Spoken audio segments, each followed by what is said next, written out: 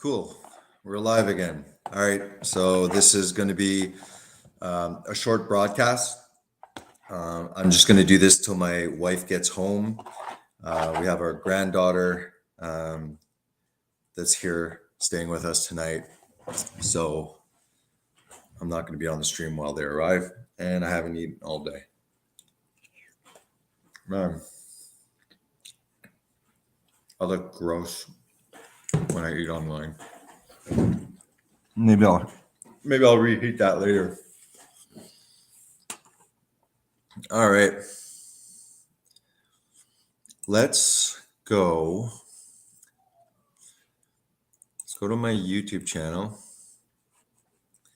and let's look at some comments on my stream from this vegan guy. You're welcome to come online, buddy.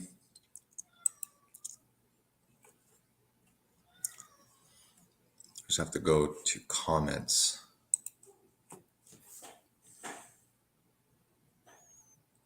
There is that Vegan X Piggy. Which live stream is that on?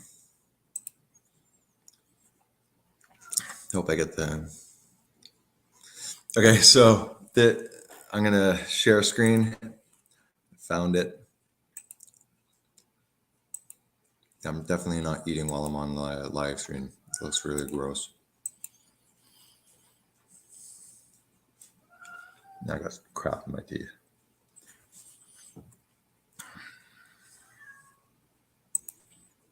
All right, so these are comments on the intense vegan debate erupts on live stream with Patrick, JD, Bruce, and me. Let's see here. All right, so Darkfield Carnivore, and this is what's really frustrating about specifically, this debate. JD, was speaking, using facts. He sounded intelligent. He was offering, images from some of his videos, popping up stuff. He was like, check this out. He was explaining how ruminant animals are different from humans, that there's a reason why they can, just feed on grass and not, and not die. Like, anyways, go see it. But let's see how, comments start. Okay. So here is Darkfield Carnivore. He's like, those vegos are such hypocrites. Then after you got Veganix that says, you can't be against animal cruelty and support the meat industry. Okay, so this guy or girl, since the avatar is a pig, I'll say this pig did not watch the live stream because they would have seen that Garland Farm is a regenerative farmer that raises ruminant animals, that does regenerative farming, that builds topsoil. These animals are well taken care of. These animals are grass-fed, and he has nothing to do with the actual meat industry. So, obviously, you'll see intense vegan debate.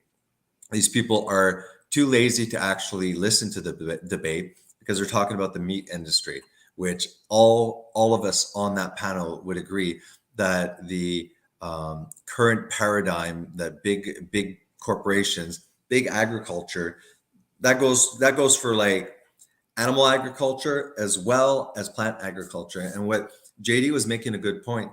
He's like, we're acknowledging that when we eat meat, that there's death involved, but there's a ethical way of raising the animals so that they have a good life.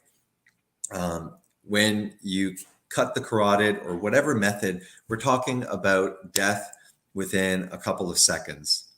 And JD, is really, explaining, this is his job, but you end up getting like these people that are triggered by intense vegan debate, too lazy, and they don't follow it. I didn't read all these comments, so I'm kind of doing it live now.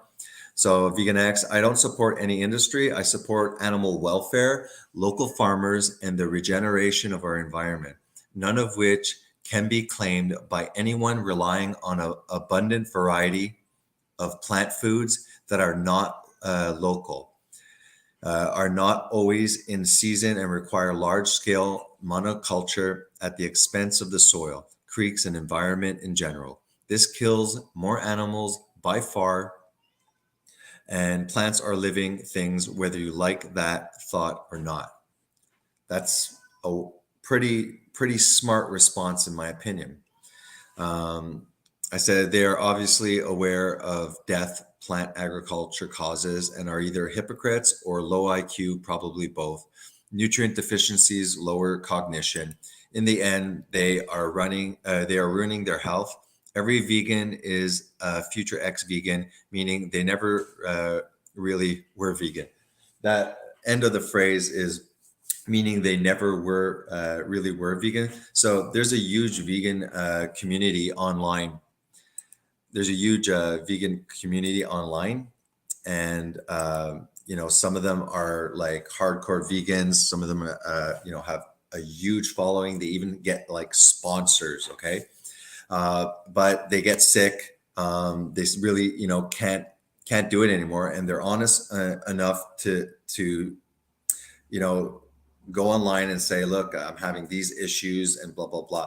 Then the whole vegan community, doesn't matter how big they are on scene, everyone just turns on them. Doesn't matter that they're having health issues, you just become completely ostracized.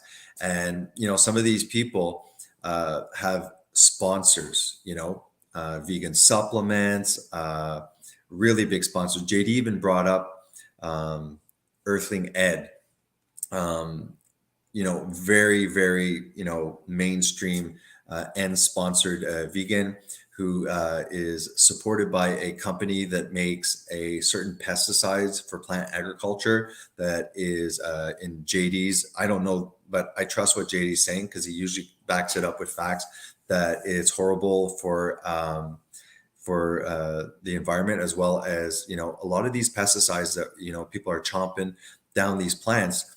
They have like all sorts of chemicals. I mean, basically, a lot of our food chain is tainted, and big corporation meat. I'm not denying that probably it's not ideal, but I live over here in this area. There's a lot of plant agriculture as well as livestock agriculture, and every time I drive my kid down the road, there's cows on the pasture, just grazing.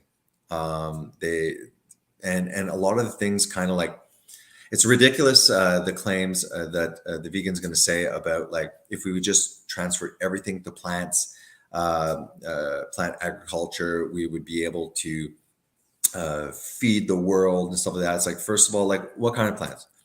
Are you going to live on soy, corn, wheat, and all of these plants that are subsidized and stuff like that? It's like, are you too lazy to actually just look up what nutrients are in there? Or how about after you do that, look at what nutrients we require and where are those sources? You're going to see that if you're, let's say, a person like a carnivore, because I've done like strict carnivore. I switched from keto. I eat plants once in a while because I'm not religious or dogmatic about it at all. But I do understand that I don't need any plant material to get something that I'm missing. Especially people, our ancestors that ate like nose to tail. So they were eating basically the whole animal. And once you get into organ meats, which, I'll be honest, I don't eat, but cultures that when you're raised in it, you don't need fruits and vegetables. Organ meats are way more packed with what's essential.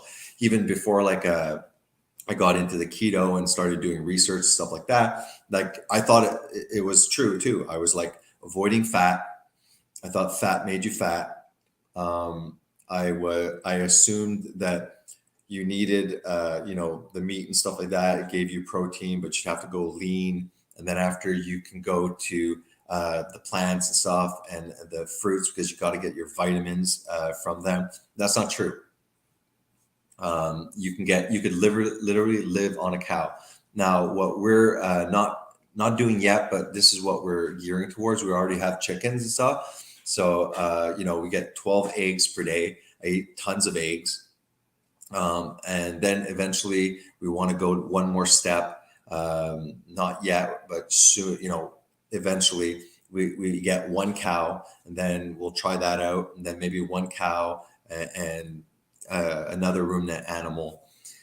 And if you have that cow, once it's ready for slaughter, you can feed a family for over a year.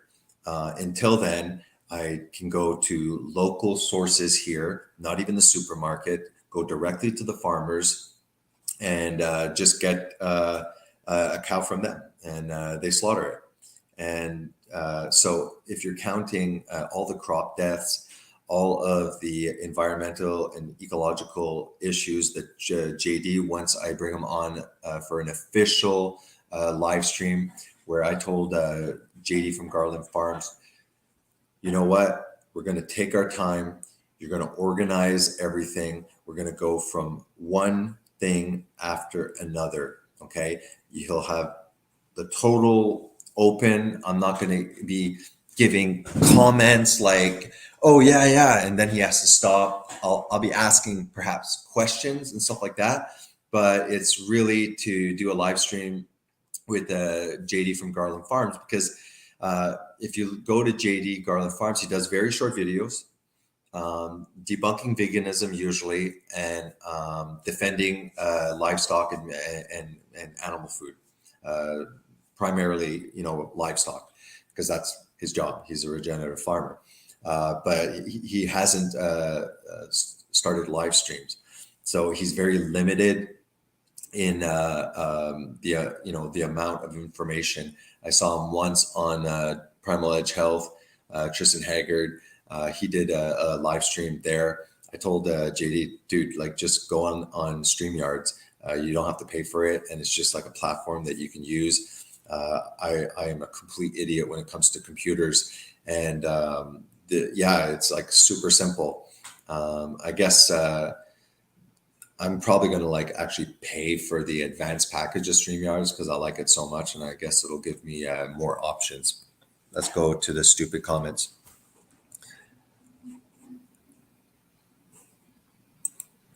Share screen.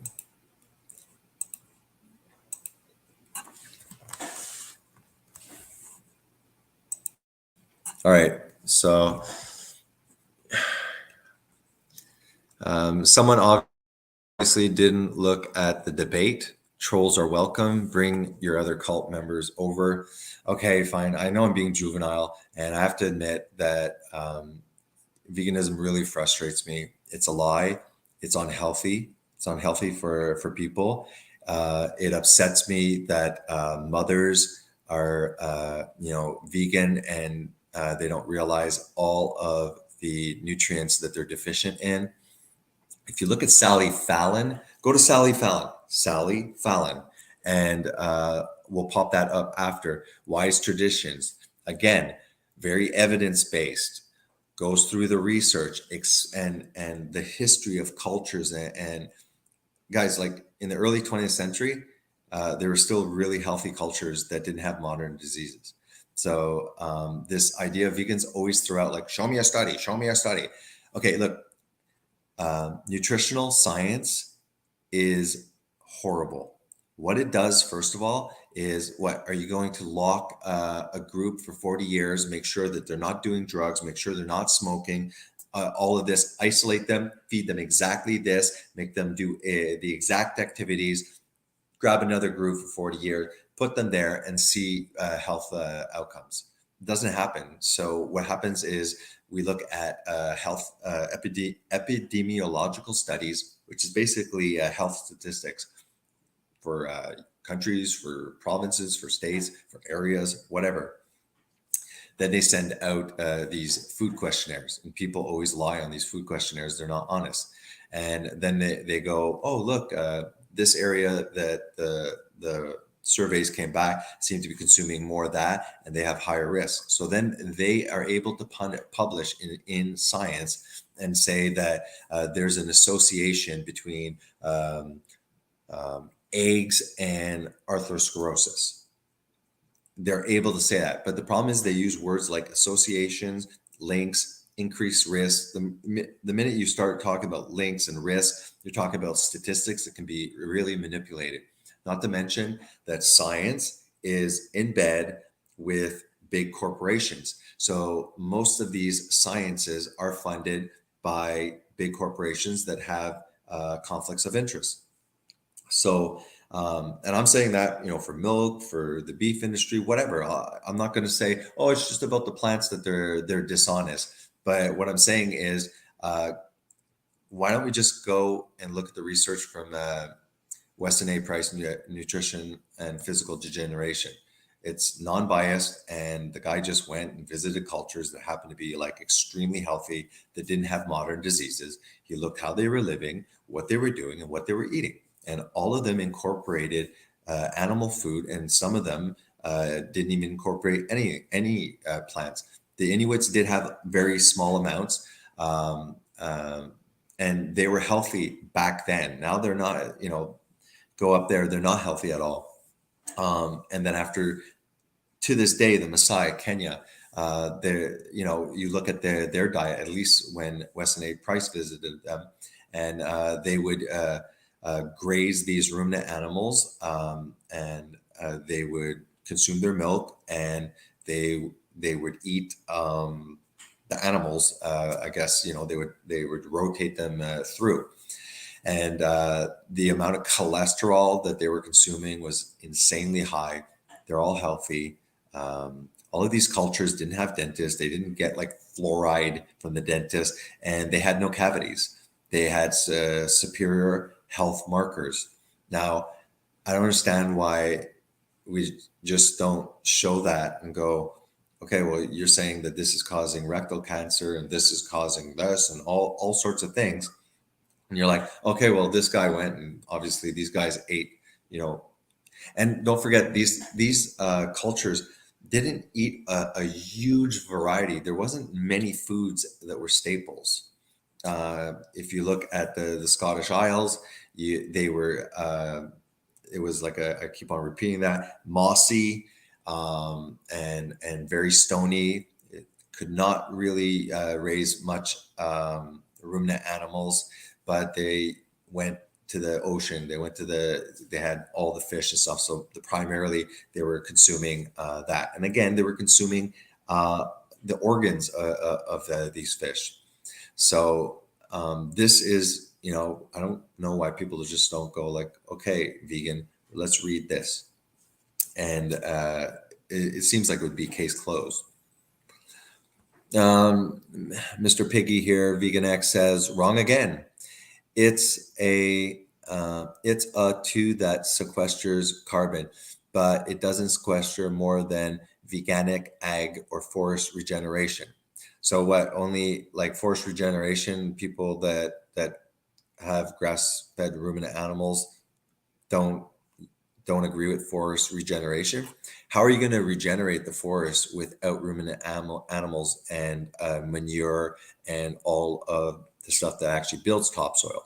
What, you're going to regenerate the forest with petroleum fertilizers and pesticides? Just because one form of animal ag is better than another form of animal ag doesn't mean it's essential or the best form of ag for the environment. Oh no, I'm not. A study titled Grazed and Confused. Okay, well, right away, the University of Oxford, okay, look at how they're sponsored. Okay, look who's paying that university. All of the big universities that I always kind of like, oh, Harvard and Oxford, dude, like they are completely bought out. They have sold out to true education. And if there's a study that says grazed and confused, oh, it doesn't sound like it's biased at all. I'm not even wasting my time. While lead researchers, Dr. Tara Garnett, accepted that certain grazing management can put carbon into the soil, she added that these would at best amount to 20 to 60% of the emissions. And this whole like cult of emissions and stuff like that. Um, I'm sure that all of the fossil fuels that we're burning, but I highly doubt that it's freaking animals, okay, that are destroying the earth. How about like all of the huge boats that I see passing, the freighters, just like using petroleum into the waters, all of the people flying on airplanes, huge industrial like smokestacks coming out. Like maybe it's just not the cows that are literally essential to create topsoil, or else none of your stupid vegan food would ever be able to grow. What's happening now is that, especially monocrops, you plant them, okay, they suck out whatever good stuff is in the soil, and then they rip it out. Not to mention, tilling the soil, okay, destroys the complex living matrix of soil. All sorts of microbiota, bacteria, fungi. It's a living substance. It's as if, like, dude, it's as if a freaking it's as if like all of a sudden, like from the sky, this huge hand comes down and just starts tearing through the cities, just ripping people and all the structures out. Okay, tilling is not a natural thing. What's natural is actually ruminant animals walking on them, creating holes, peeing, pooping, foraging. This is the proper ecological cycle, and it's quite possible. And to be honest, we haven't had this food paradigm that we currently have. It hasn't existed for 1,000 years. So I posted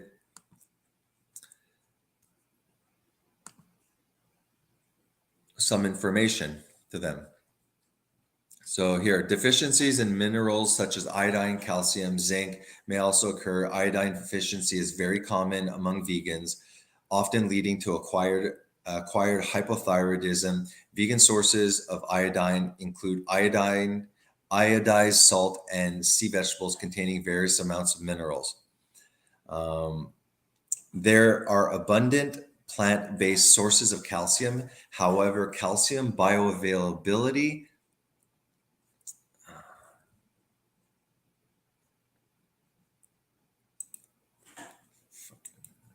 can share screen. So this is what I sent to Piggy Boy. Sorry, guys. This is what I was reading. The deficiencies in all of these minerals, the hypothyroidism. So I'm starting here. There are abundant plant sources of calcium. However, calcium bioavailability is inversely proportional to the amount of oxalate, and to a lesser extent, the phytate and fiber found in vegetables. High calcium foods include several green leafy vegetables, tofu, tahini, and fortified foods. So this is a whole food, plant-based diet, but vegans eat cereal, soy, rice, almonds, and coconut beverages, and orange and apple juices, and these foods are fortified. Fortified means that you're adding the nutrients that are lacking in the actual food. Do we have fortified fish, fortified cheese? Do we have fortified steaks? No, we just have like that food. Over here. Nevertheless, the best absorption is provided by low oxalate vegetables, including broccoli, kale, turnip, Chinese cabbage, and bok chows.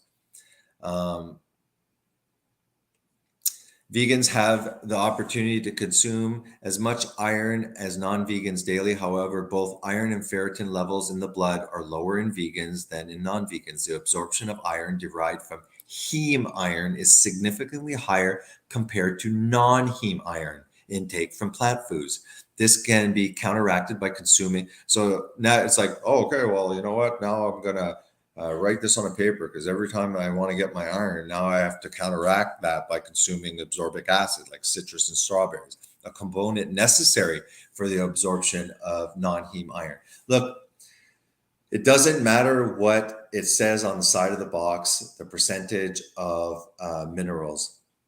it's in what state is that mineral, because you know what, rocks are minerals. Try and like chow down on some rocks, okay, and stones, okay, they are minerals but they are not absorbed.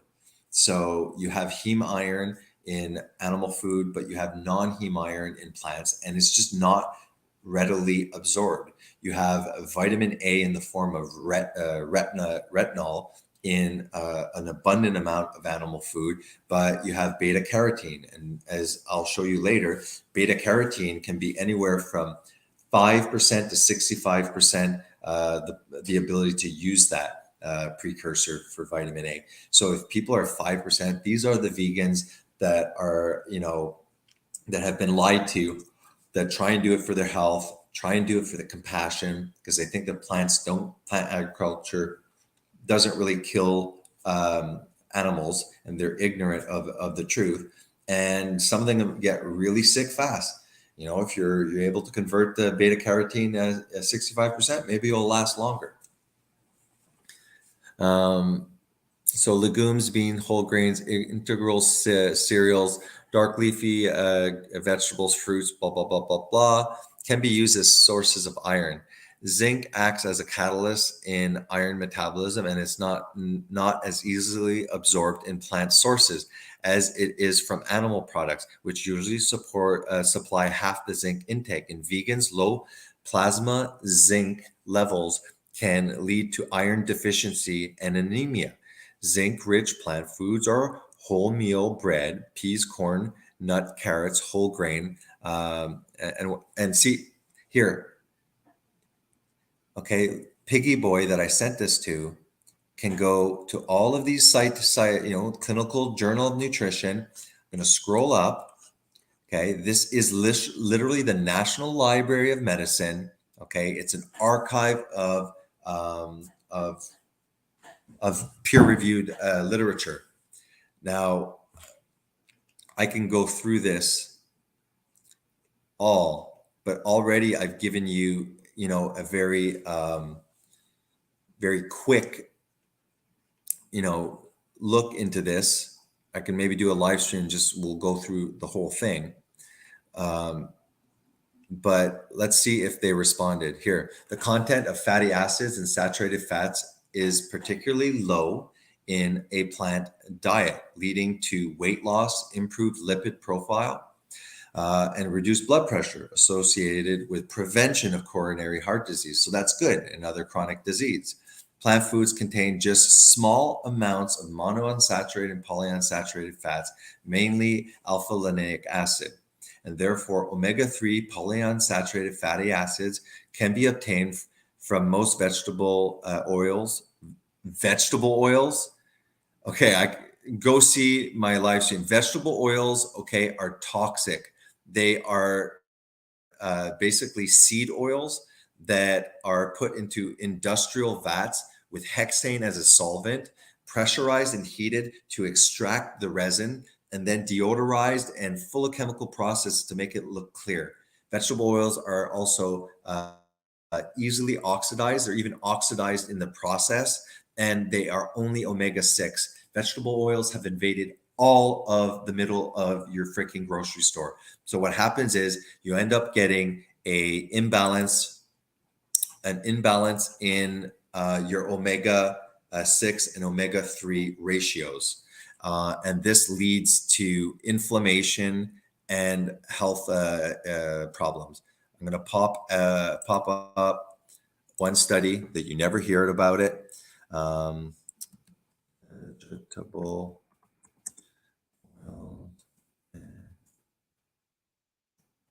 cardio.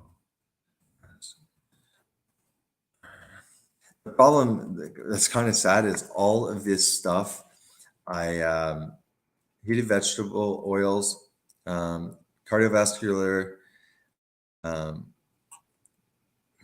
want to find the actual heated vegetable oils and cardiovascular risk, and everyone's cooking with these heated oils. But there's one study, and it's in my older videos. They're concentrating on heated oils, but there's one study that I had posted in my older videos, and it was literally linking these vegetable oils that are only omega-6. And what they do is they end up, your body builds itself with these omega-3s and omega-6. And if you have too much omega-6, it puts you into a pro-inflammatory condition. And even like your LDL. So they were talking about, LDL, that if you have high omega-3 content in your diet, the LDL are not easily oxidized as they go through your blood, your blood circulation.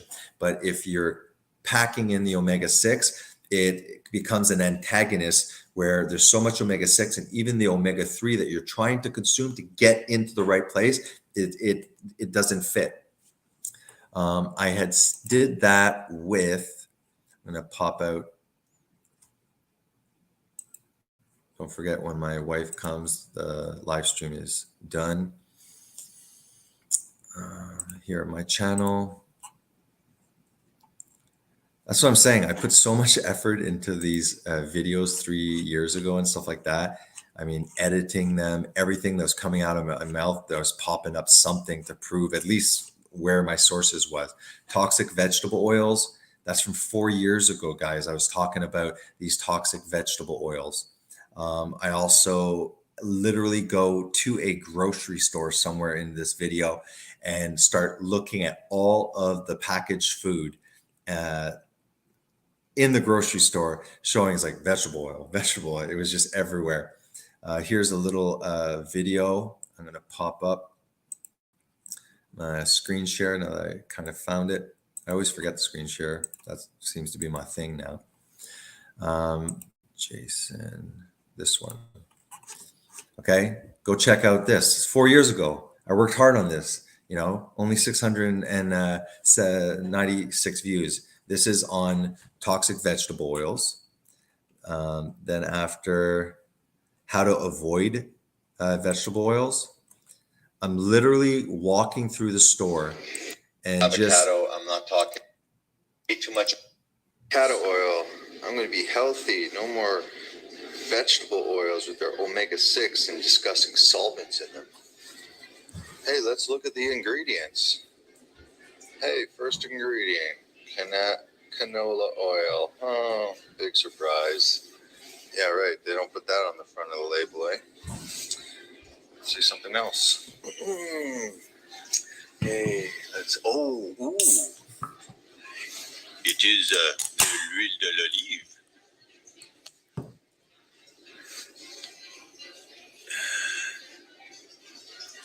Canola and extra virgin oil. And by the way, if they put the canola first, it means that the main ingredient's that. It always has the whatever's the in on the side. And let's go find the vegetable oil. There's the vegetable oil near the cornstarch. All right, most sauces and stuff like that. Must have looked like a crazy guy just with my camera talking to the cans. Oil. There you go. Uncle Ben's. Come on, Uncle Ben's. I thought I could trust you. He has a trustworthy face. But he's not trustworthy. All right, let's find some canola or something in there. Boom, canola. Yeah. Taco, burrito. What's that coming out of your Speedo? You got trouble. You got trouble. So tacos. Where's palm oil? Boom.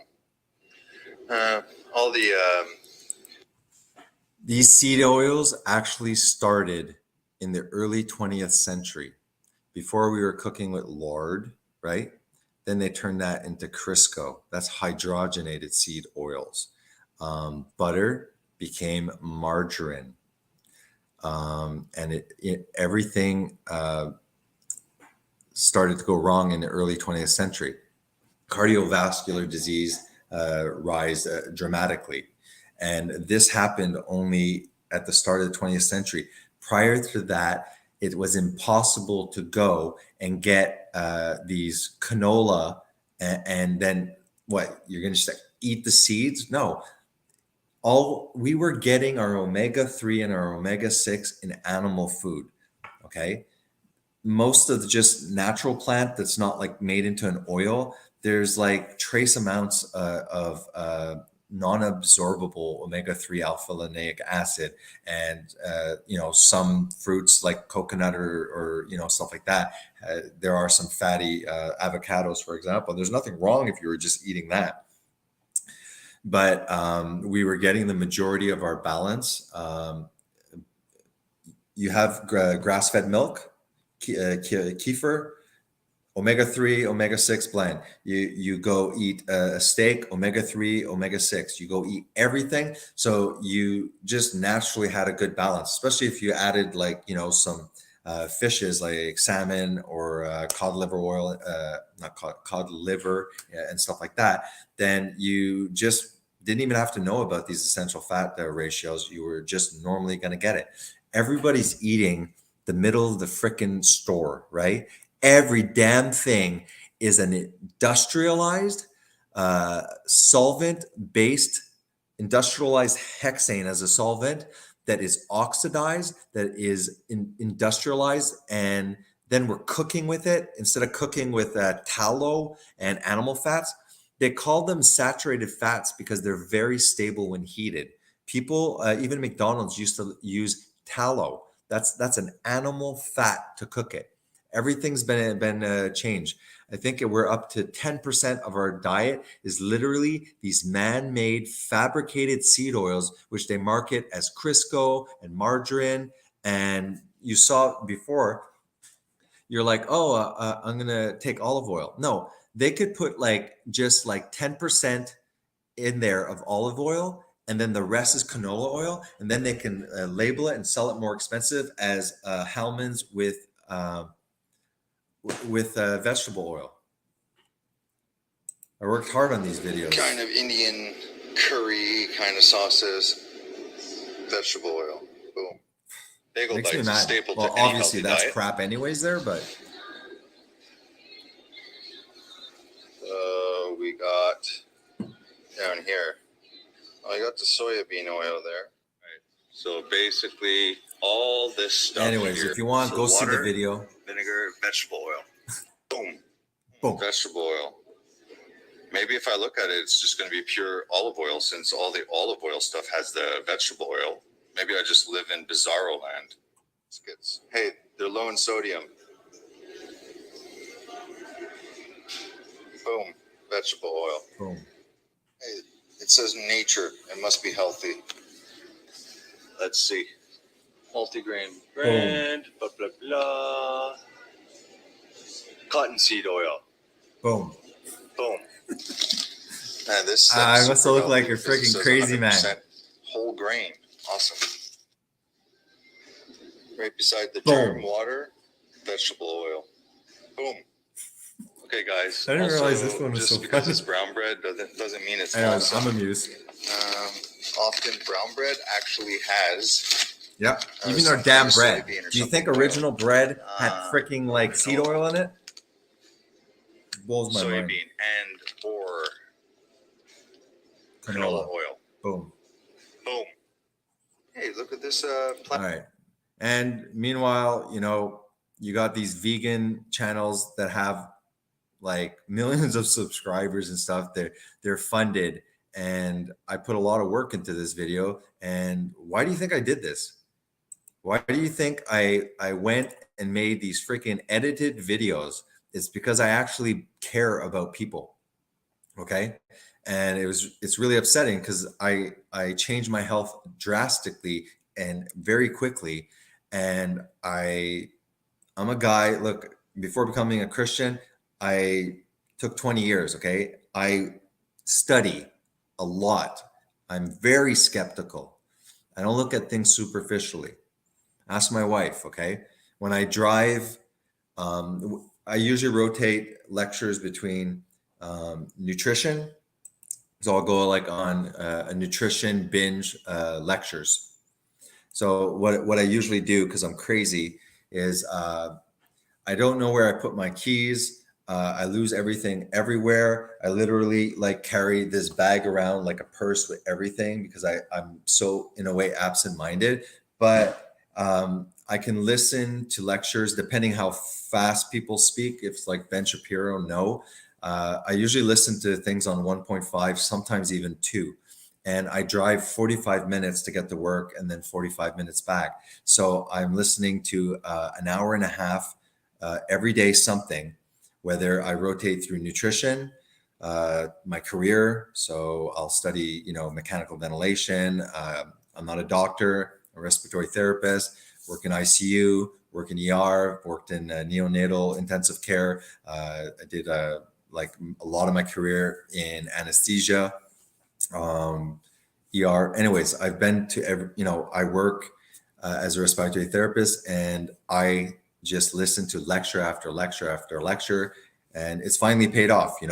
I was hired by a German company to do conferences on electrical impedance tomography.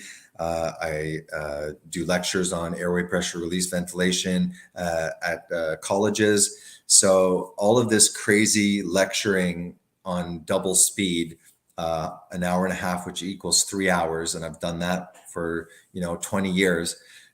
It's nutrition, and then after, if I get fed up, I do my job. I just lecture and lecture and lectures, and then after I'll do Christianity. I'll study my faith. So I'm not like lazy, or I didn't watch a Netflix video before becoming a Christian or becoming whatever I am. Over here, let's see this one. Yeah, I'm going to share screen this.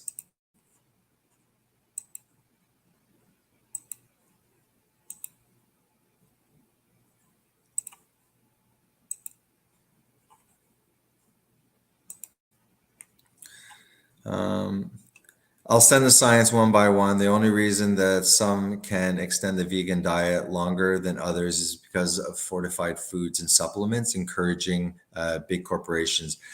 This Healthline article has citations of studies. Go find it yourself. The use of alpha-linoleic acid labeled with radioisotopes suggested that with a background diet high in saturated fats, and no vegans have a background diet high in saturated fat, they're fat phobic. So this is only, imagine if you have high saturated fat. So a diet high in saturated fat, conversion to long chain metabolites is approximately 6%.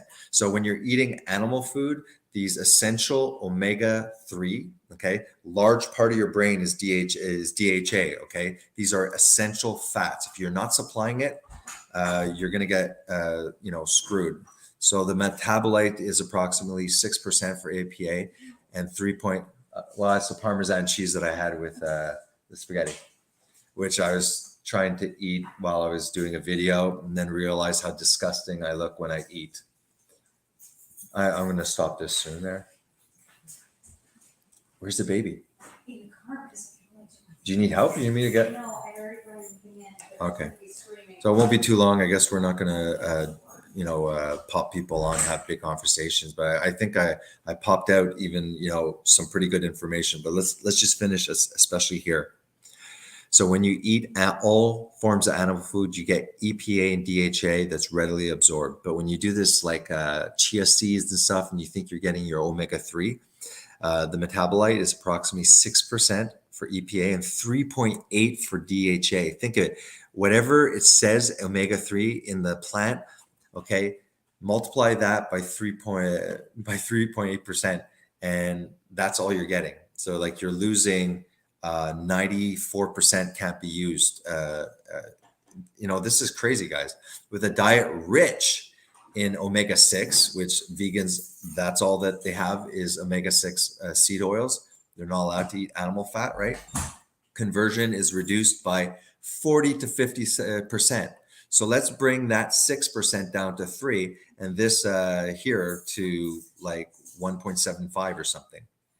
It is thus reasonable to observe that omega-6, I'll talk less loud, omega-6 to 3 ratio not extending 4 to 6. Restricted conversion to DHA may be critical since evidence has been increasing that this long chain metabolite has an autonomous function in the brain, retina, spermatozoa, where it is most prominent. It's the most prominent fatty acid.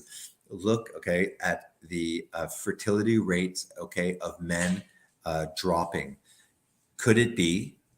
Could it be that it's not just vegans, the majority of people eating a standard American diet are loading up with these omega-6s, and this reduces absorption of omega-3 by 50%, and your omega-3 is supposed to be in here, so you got like omega-6 sperm.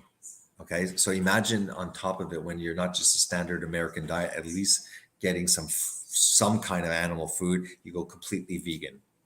Okay, so this vegan asked me to post, over here. It was like, oh yeah, why don't you post some research?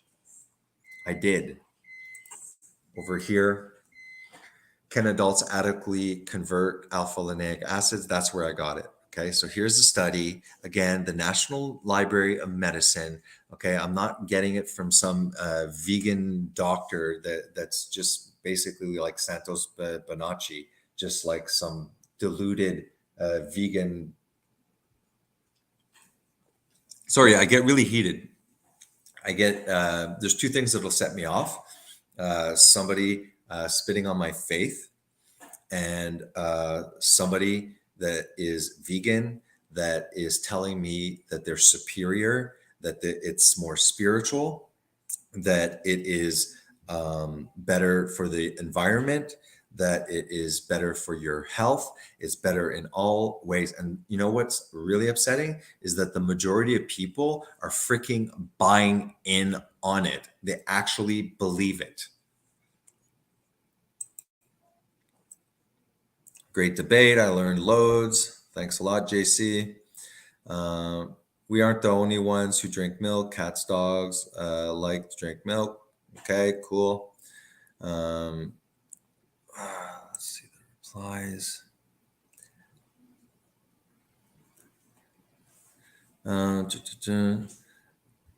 There's scientists who find that plants. I've heard about that. Forest and stuff like that, plants do communicate with each other.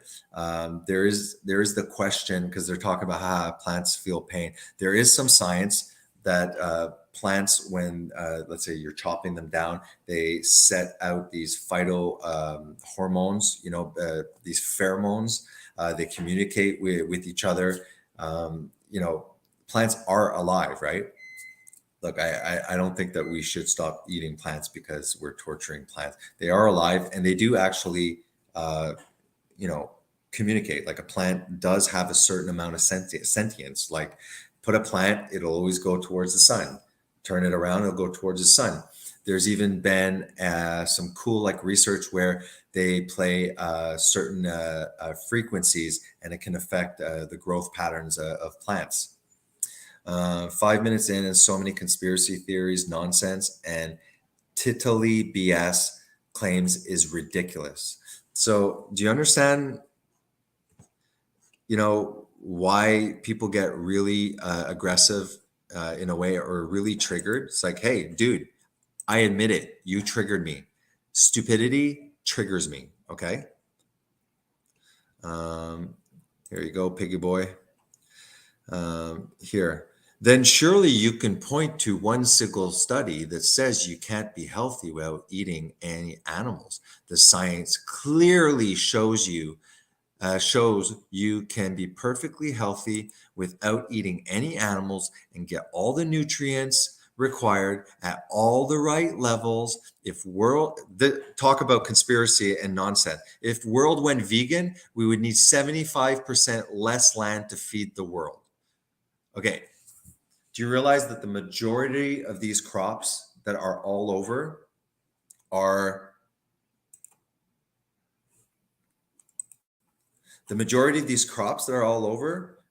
for seed oils? I have tons of soybean A lot of this corn and stuff is not corn for humans. So what we're doing is instead of allowing, just stop with all this stupid monocropping and start filling this land with tons of livestock.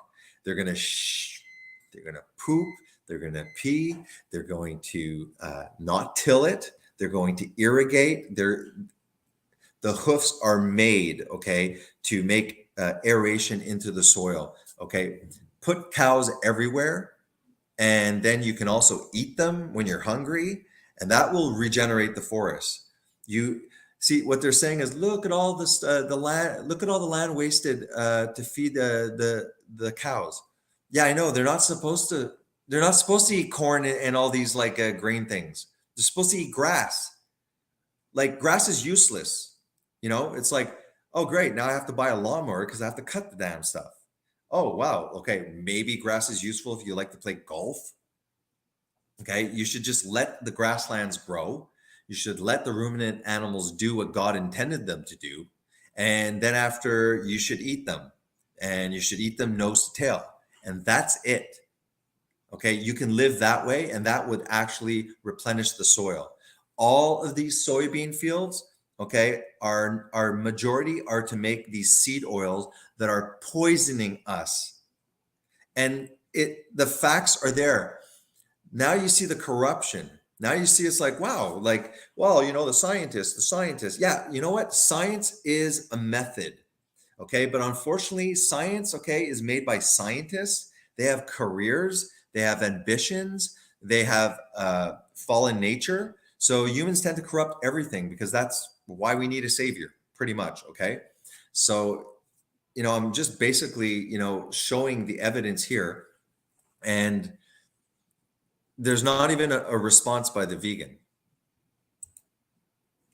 Where's the response from the vegan? I wasted my time, like I said, like usual, wasted my time posting all of this research. And where's the response from Piggy Boy? Okay. This is usually a vegan troll, comes on, saw the title, didn't watch anything, doesn't want to learn anything, post stupid comments, and then you post the research, there's no response. And then you want to smash your head and say, why do I keep on doing it to people and wasting my time? It's really interesting. Over here, where is that one? Just a minute. There's one when you press it. Oh yeah, this is what I feel like doing. Okay, just a minute. I'm gonna go to the live stream. Okay, this is exactly what I feel when I have to interact with a vegan, because it's a religion. It's a false religion. It really is a cult. Okay. Over here. This is what I feel like right there. I feel like just smashing my head against the wall when I have to deal with the stupidity, the ignorance, and the laziness of veganism. And yes, you know what? I lose my cool with veganism because it makes people sick. It's a damn lie. Okay. It's funded by corporations. You have the CDC that's pushing a plant-based diet. And that's what I feel right down there. This is what I feel. Now, sometimes I'm very polite. I have, you know, a vegan at work. And it's funny because like he knows I'm a Christian, and he will straight out mock it in front of me. Yet when I used to debate him, the guy was like, well, I don't really know much. And, but there's a really good Harvard study and stuff like that. And I was like, just banging out all of this. And what I was actually saying was like, well, you know what? There's studies for everything, dude. You have a study here. Well, I have a study here. That's why nutritional science is, you know, there's too much bureaucracy inside of it. So anyways, that's pretty much it. Over here, Dr. Greger, this guy here, Dr. Greger. Let me show you. Share screen, share screen.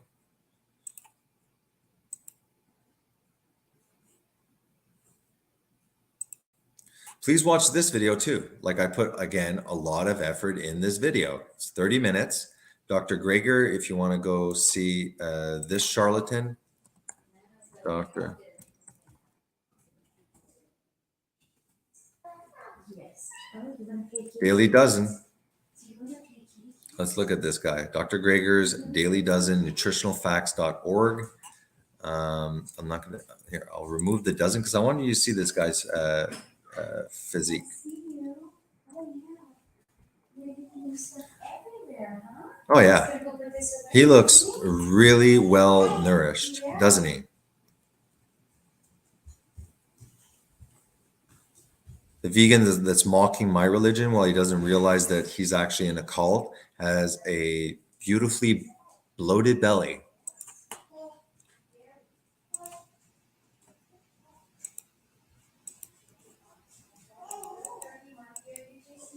Look at this one. Does he look healthy? No, seriously, I'm not mocking him. When there's some kind of ideology that hurts people, that is deceptive, I am not going to be cool about it. I'm not going to be kind. Okay? I don't know all truths, but you know, this vegan stuff is easily debunked. And you know, here, while all essential minerals, I have to stop my granddaughters here. Give me 5 more minutes, and then after I'm gonna go see my granddaughter.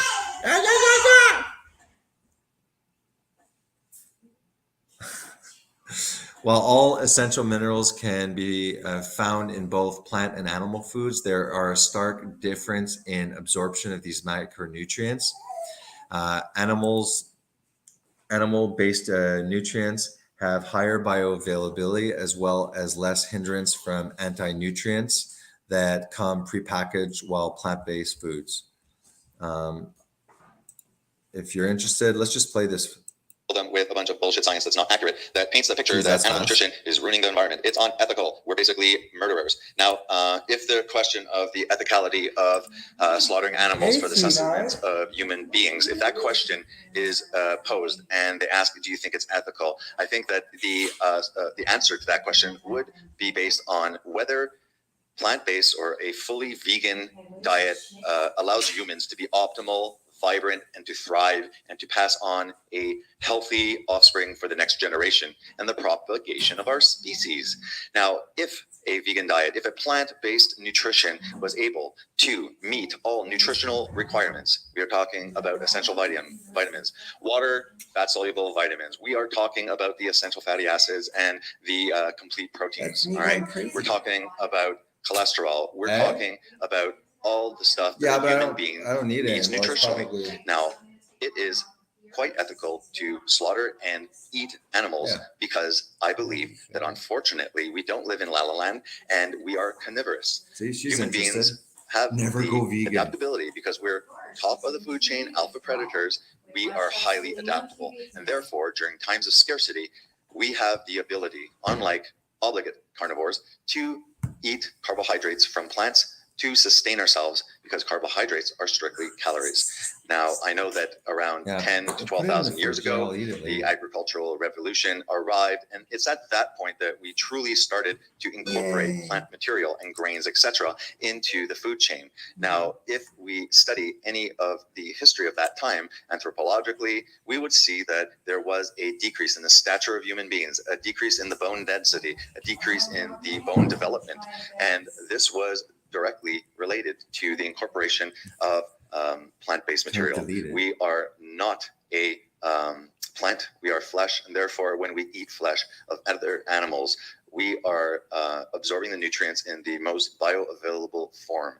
So let's look at why I think it's actually unethical to push a vegan agenda on the world. Looking at specific vitamins, let's start with the fat-soluble vitamin A. Vitamin A is used to keep our skin healthy, our eyes functioning very well, teeth, connective tissue healthy. It is a fat-soluble vitamin that must be absorbed with fat, which tends to be an issue with fat-phobic plant-based people.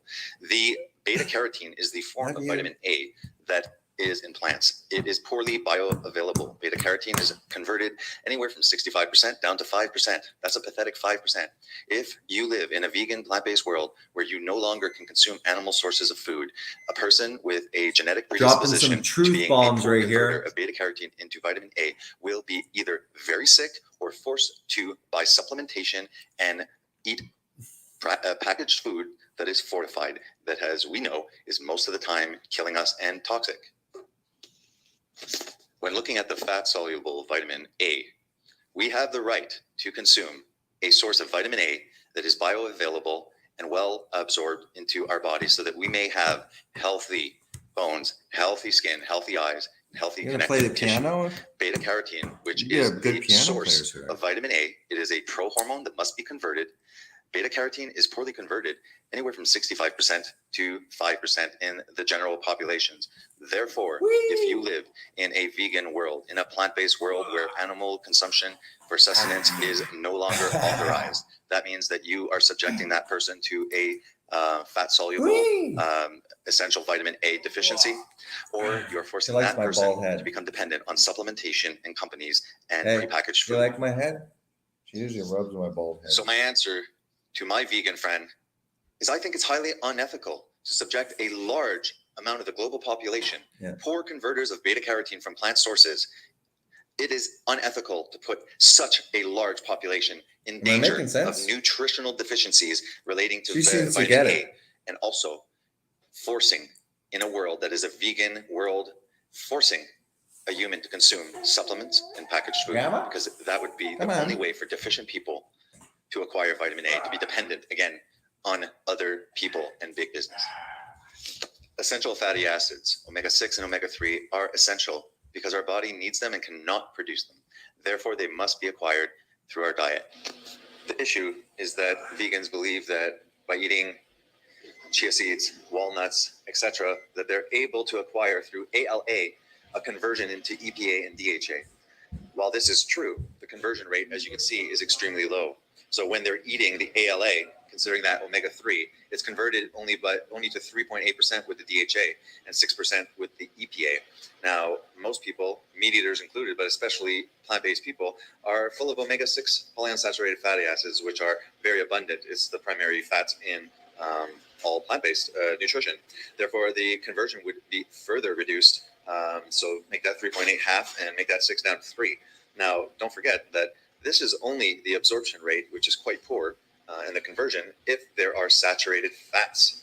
So we know that a fat-phobic recommendation, and most people that are vegan that are fat-phobic, this absorption is even worse. Now, I have the right to fill my brain with the needed fatty acids, fill my hormones. I have the right to have access to bioavailable, good quality, abundant omega-3 fatty acids from cod liver, fatty fishes, or eggs, etc. And also eating a wide variety of animal products, animal source foods, etc., that have a blend of omega-6 and 3 that also guarantee I can't overconsume my omega-6 because I will never touch seed oils. However, in a vegan world, example, Beyond Meat and plant-based stupid fake foods all have omega-6. Now, if they're going to start trying to make this. Okay, so this is the thing. This is what really makes me angry, is that there's cultures. If you look at wise traditions and stuff like that, these indigenous cultures and stuff like that Weston A. Price visited, the women, okay, were fed very, very specific diets. Actually, a lot of organ meats, very specific. Now, look, I'm not going to go through that. Look up Sally Fallon, Wise Traditions. They would even space out babies because they were aware of nutritional deficiencies. So what they would do is feed them very specific diets. Most cultures were just, they knew to do that. And if you're trying to, use your heart and not hurt animals, so you're going to go vegan, okay, it's anti-human. Okay, it's really sad actually, because these women will not have the proper nutrients to make the next generation thriving. So we're all disconnected from nature and reality. And what we're basically doing is we're thinking about the animals, and I think that there's ethical ways of raising the animals, but most of us here have nasal cavities. Yeah. No, but I can walk away. I can just press something. Here. I just play the thing. Give me a second, guy. Because I'm actually just showing my video. I can stop it once in a while, but I can walk away. 2 seconds. I'm not sure they want her face on the internet. So I'll stop. Yeah, I didn't think of that. Yeah. Oh, it was innocent. I just thought of it when she was like watching there. Stupid lab meat. What kind of fat do they think they will be adding? They'll be trying to add and imitate animal fat with the omega-6, probably hydrogenated seed oils. All right. They are not thinking clearly. They don't realize that the majority of the nutrients are within animal fats. Animal fat is extremely nutritious. Without it, we're not absorbing our fat-soluble vitamins. I mean, in all fairness, vegans would technically be able to get a very good source of omega-3 through algae. But again, we're not living all near the ocean or ponds or wherever this damn algae grows, licking rocks and sucking, pond scum. Therefore, if veganism was pushed on the rest of us. Yeah, sorry, my wife had to tell me something. Basically, what I'm saying is we are not getting the right nutrients. We're taking way too much omega-6. We're avoiding the actual animal food. We're going after way too much plants, which are genetically modified. They're sprayed with pesticides. We're making the next generation, just very frail. This can affect a child. We're wondering why autism is up, and we're trying to figure that out. I'm not saying that it is, but it could be, autism, the amount of ADHD now children are having. Like a lot of people in the West get their wisdom teeth taken out, right? And it's like, oh, okay. Like I always said to myself, well, that's weird. Like, why don't my friggin' teeth, why don't human teeth fit properly in their jaw? Like, what happened when there wasn't dentists back in the days, right? No, it's actually in the West, nutritional deficiencies. It narrows the jaw. You get crowding of your teeth. Your wisdom teeth need to be extracted because they're growing in. And everybody, look at this. Look at his nose. Okay, I have chronic nasal congestion. Most people have chronic nasal congestion in the West, and they don't know that that's not normal. Okay, that's all nutritional deficiencies. You can look at a lot of research when agriculture, the dawn of agriculture, maybe like 12,000 years ago, we went from, instead of eating the majority of meat and stuff like that, we went and started monocropping and stuff like that. And our jaw shrank. And, here, I didn't take it today. This is like flu. Anyways, it's a corticosteroid. Because I can't breathe. All year round, I'm like congested. That's, my generation. I remember going to the Depanar, all those like bazooka gum, just eating like those popper, we had like Kool-Aid. Oh yeah. Everybody had Kool-Aid. Everybody was getting fruit roll-ups. That was just how we were raised. It's like, that's what we're supposed to eat, We're hurting the children. So you have a choice. Do you want to avoid meat and go vegan and make a suboptimal new generation? Or Do you want to be ethical and watch where you do buy your meat, local farmers, grass fed, avoid the paradigm of the big livestock companies? Everyone agrees that's not, it's not even part of the ecological cycle. You have cows eating corn. So it's like all of these corn fields are mostly to feed cattle. When they get fatter, I guess, with it, but they could just be grass fed completely. Then you have all of these soybean fields. That's just to make canola oil and soybean oil and vegetable oil. Like, guys, what the hell is corn oil? Like, like, do you usually get oil from corn? Do you realize what kind of solvents and stuff to extract the oil out of corn? It just blows my mind. And so, yes, this triggers me. And yeah, I get really condescending and kind of pissy with vegans because if they were just dumb and harmless, if the movement was like, whatever, they're just idiots, I would respect them. I'd shut my mouth about it. People that are vegetarian, you want to eat a lot of plants, you want to avoid certain animal foods just because of your conscience, no problem. The Bible even says that. But going vegan, okay, is not spiritual. It is anti-human. And especially when you push this on future mothers that are actually pregnant and eating only these omega-6, avoiding fat, avoiding cholesterol. Like, do you know what's in breast milk? Do you know the amount of cholesterol in actual women's breast milk? The amount of fat, the amount of cholesterol. Um, the baby needs that, yet you're avoiding it while the baby's developing in your body.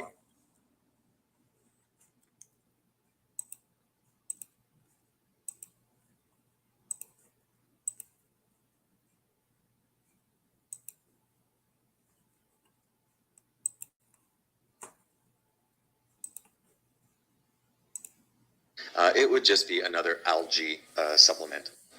So I want to take a look at this article that I found to kind of nail home some of the points that we're trying to make about why it's ethical to eat meat. Well, let's just look at the kind of supplementation that's required with these whole food, nutritious, nutrient-dense, plant-based vegan diets that require freaking supplements. So 5 key supplements for a vegan and vegetarian to thrive on a plant-based diet. So many people think that a healthy diet should supply all the nutrients you need for optimal health. And that's basically true. No, moron. It has to be true, or else it's not a healthy diet. Idiots. But due to the realities of our modern times, a large number of plant-based eaters aren't getting specific nutrients from plant foods, and failure to get these nutrients can cause serious consequences. So I have a right to make sure that I am not putting myself in any serious nutrient deficiencies with serious consequences. They've just admitted that because of these modern times that we are in danger if we're doing these plant-based diets. We need supplementation. However, with my animal-based diet, eating sufficient amount of eggs, eating organ meats, eating cod liver, eating fatty cuts of meat, etc., rotating my animal sources of food, and eating a wide variety, I can accomplish, even in modern times, all of my nutrients, fatty acids, and proteins. Everything I need to thrive, I can meet with animal-based nutrition. If you remain deficient in B12 for many years, you could develop anemia and neurological issues. For vegans and vegetarians and people eating a plant-based diet without animal products, if you're not supplementing with B12, research shows you have a danger of ending up being deficient. So technically, vegans might use the argument that they could eat dirt because there's B12 in there. And just like they use the stupid excuse that, well, technically I can get my omega-3s if I stand around licking algae in ponds and rocks.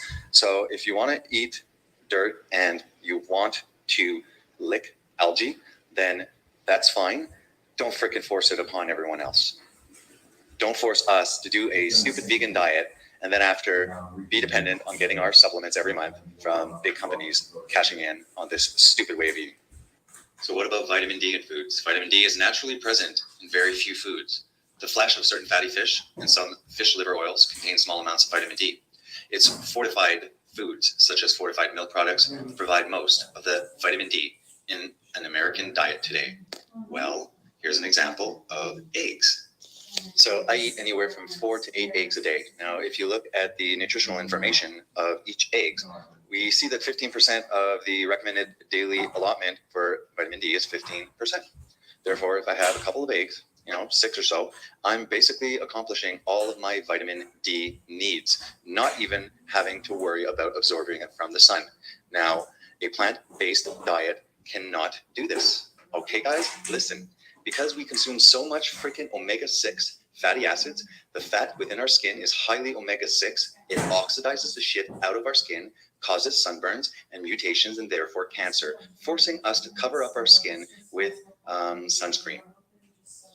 I used to wonder about that. I used to say, God, like, why are white skin people so not well adapted? Like, we literally burn like lobsters when we go out to, Yet I remember, our great grandparents working in the field, the farmer tans, their arms super dark, even though they were white people. Okay. So the issue is that white skinned people are supposed to be able to walk uncovered to absorb vitamin D from the sun. But because we have a high omega-6 oxidizing fat within our skin, we must cover ourselves up or avoid the sun. Now, in a vegan world, we have zero access to any animal source vitamin D.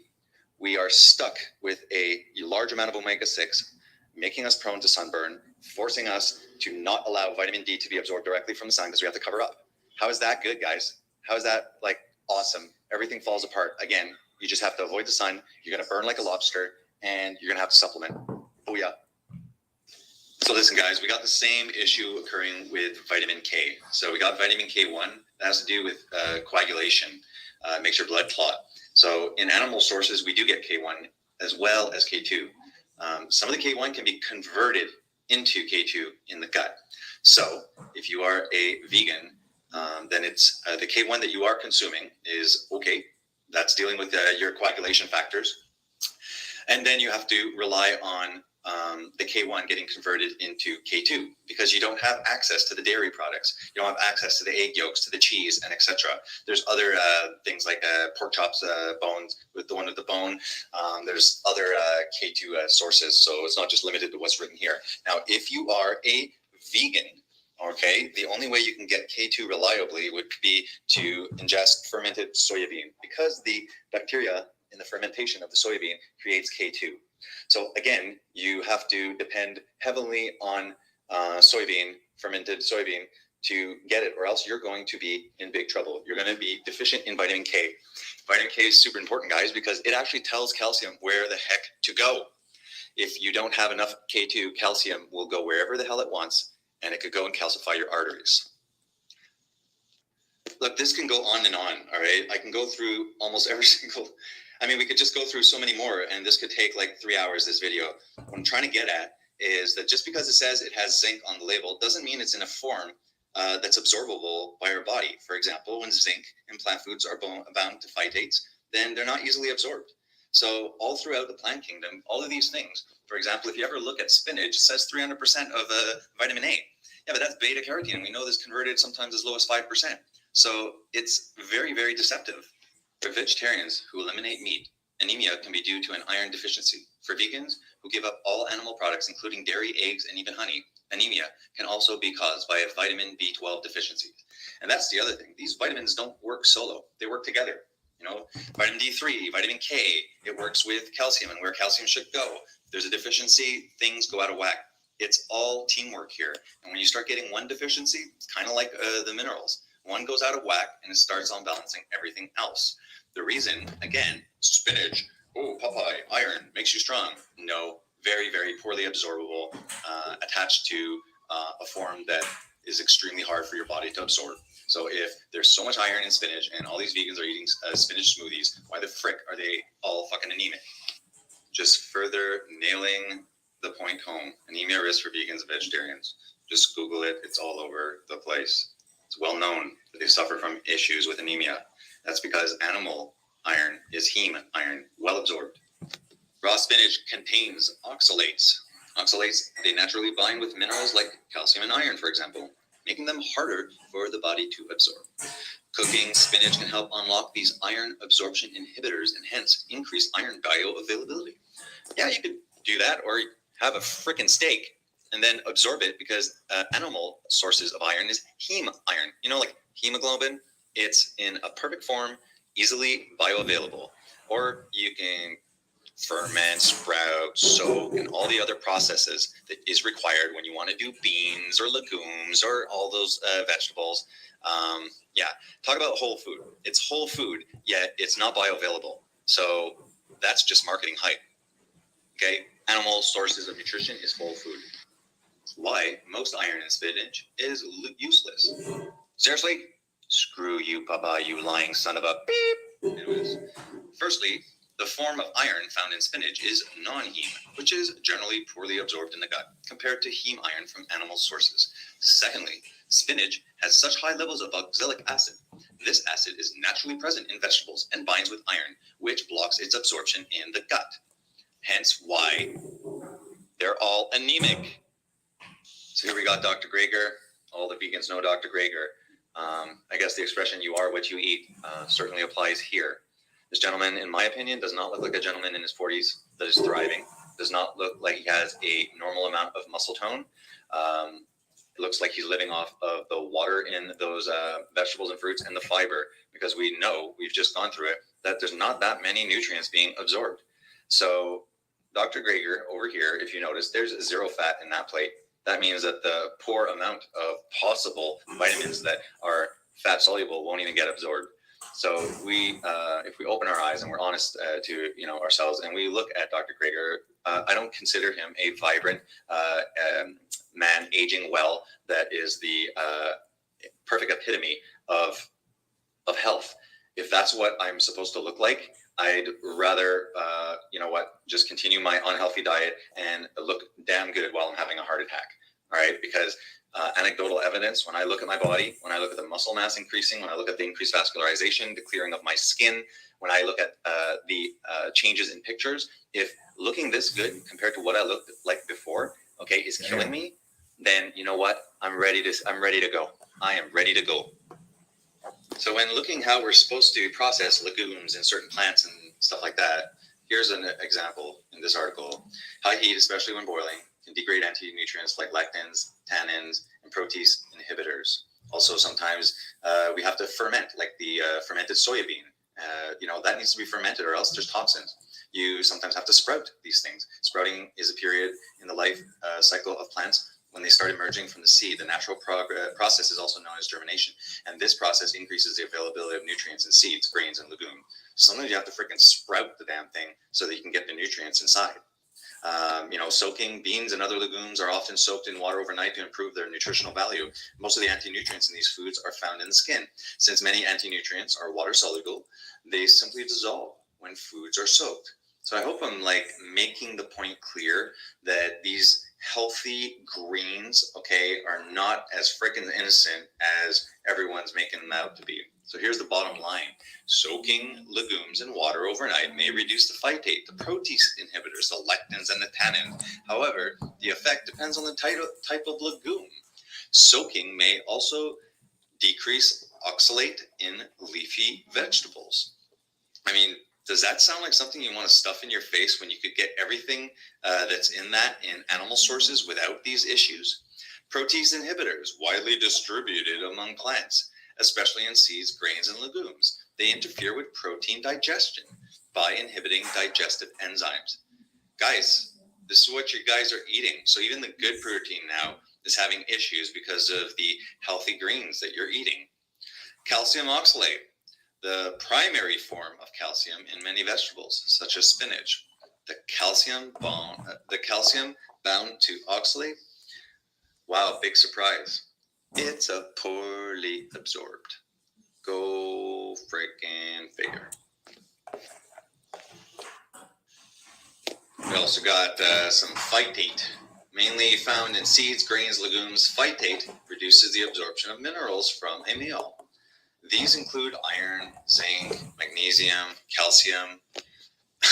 I mean, guys, you don't get any of these issues, and you got all of these minerals available in animal sources.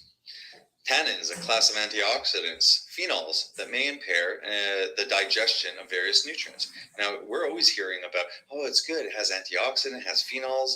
Yeah, I know. Doesn't mean they're good. They also have bad things that are happening, and people think that they're great. Lectins, these are found in all food plants, especially in seeds, legumes, and grains. Some lectins may be harmful in high amounts and interfere with the absorption of nutrients. All right, guys, I hope that I nailed my point home, All right, so I hope that I've proven, and I hope that you can use this against vegans next time they try and make you feel bad while you're eating animals. We're eating animals because it's unethical not to, because it doesn't supply the human body what it needs.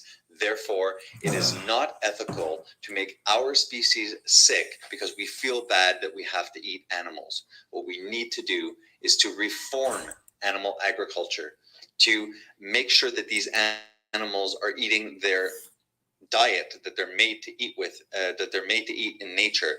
Make sure that they're outside. Make sure that they have in a way, a good life. Make sure that those ruminants are out in the fields, grazing, shitting on and pissing on the soil, replenishing the soil. This is sustainable agriculture. Okay, we need animals. We need to eat them, and we do need to respect and take care of them, guys. I'm not saying that currently the way we're treating them is acceptable. That being said, if you think that plant agriculture is, innocent, it's not. First of all, we cut down forests. We cut down natural habitats for these animals where they live and where they eat. We decide we want fields of soya here. So we come in with our bulldozers and we plow the shit out of the whole forest. We displace the animals if we're not already just trampling over with the bulldozers. These animals lose their home. These animals lose the natural vegetation, and they starve if they're not being poisoned by trying to drink water, but it's contaminated by pesticides. All right. So what's the difference between me eating one cow, okay, and I go out of my way to buy it local to make sure that it's grass-fed and make sure that it was slaughtered humanely. I kill one cow and I have beef for a year. But the vegans want their Beyond Burgers. What they're not realizing is that's made with plant agriculture. And with plant agriculture, there's tens and hundreds of thousands globally of animals that are getting mulched up during the harvest. Okay, so they're getting displaced. They are starving, they're getting poisoned, and on top of it, there's tons of animals also dying just to get the grain because the harvesters, unfortunately, mulch up fucking animals, okay? So if a vegan is that, evolved. Just a side note, this was made probably 4 years ago, and I was not Christian, so I'm noticing that I'm letting some swear words out, which I don't do, at least online anymore. What's the difference between the nervous system and the sentient being of a cow compared to a rat or a squirrel or all the other animals that get stuck in the harvester? There should be no difference. If you actually do the math, and people have done the math, there's more death caused, or just as substantially, there's just as much death that's occurring with any kind of agriculture to feed our faces. And that's just the truth, guys. So keep that in mind, that the planting crops, okay, just suck minerals and nutrients out of the soil, and then we go eat them. If you go back to nature, which we should be looking at, we had animals grazing. We should be pushing our animals to eat a natural diet that is appropriate for them. They should be outside grazing, and that should replenish the soil, okay? So in conclusion, guys, that's why I would answer that it's ethical to eat meat.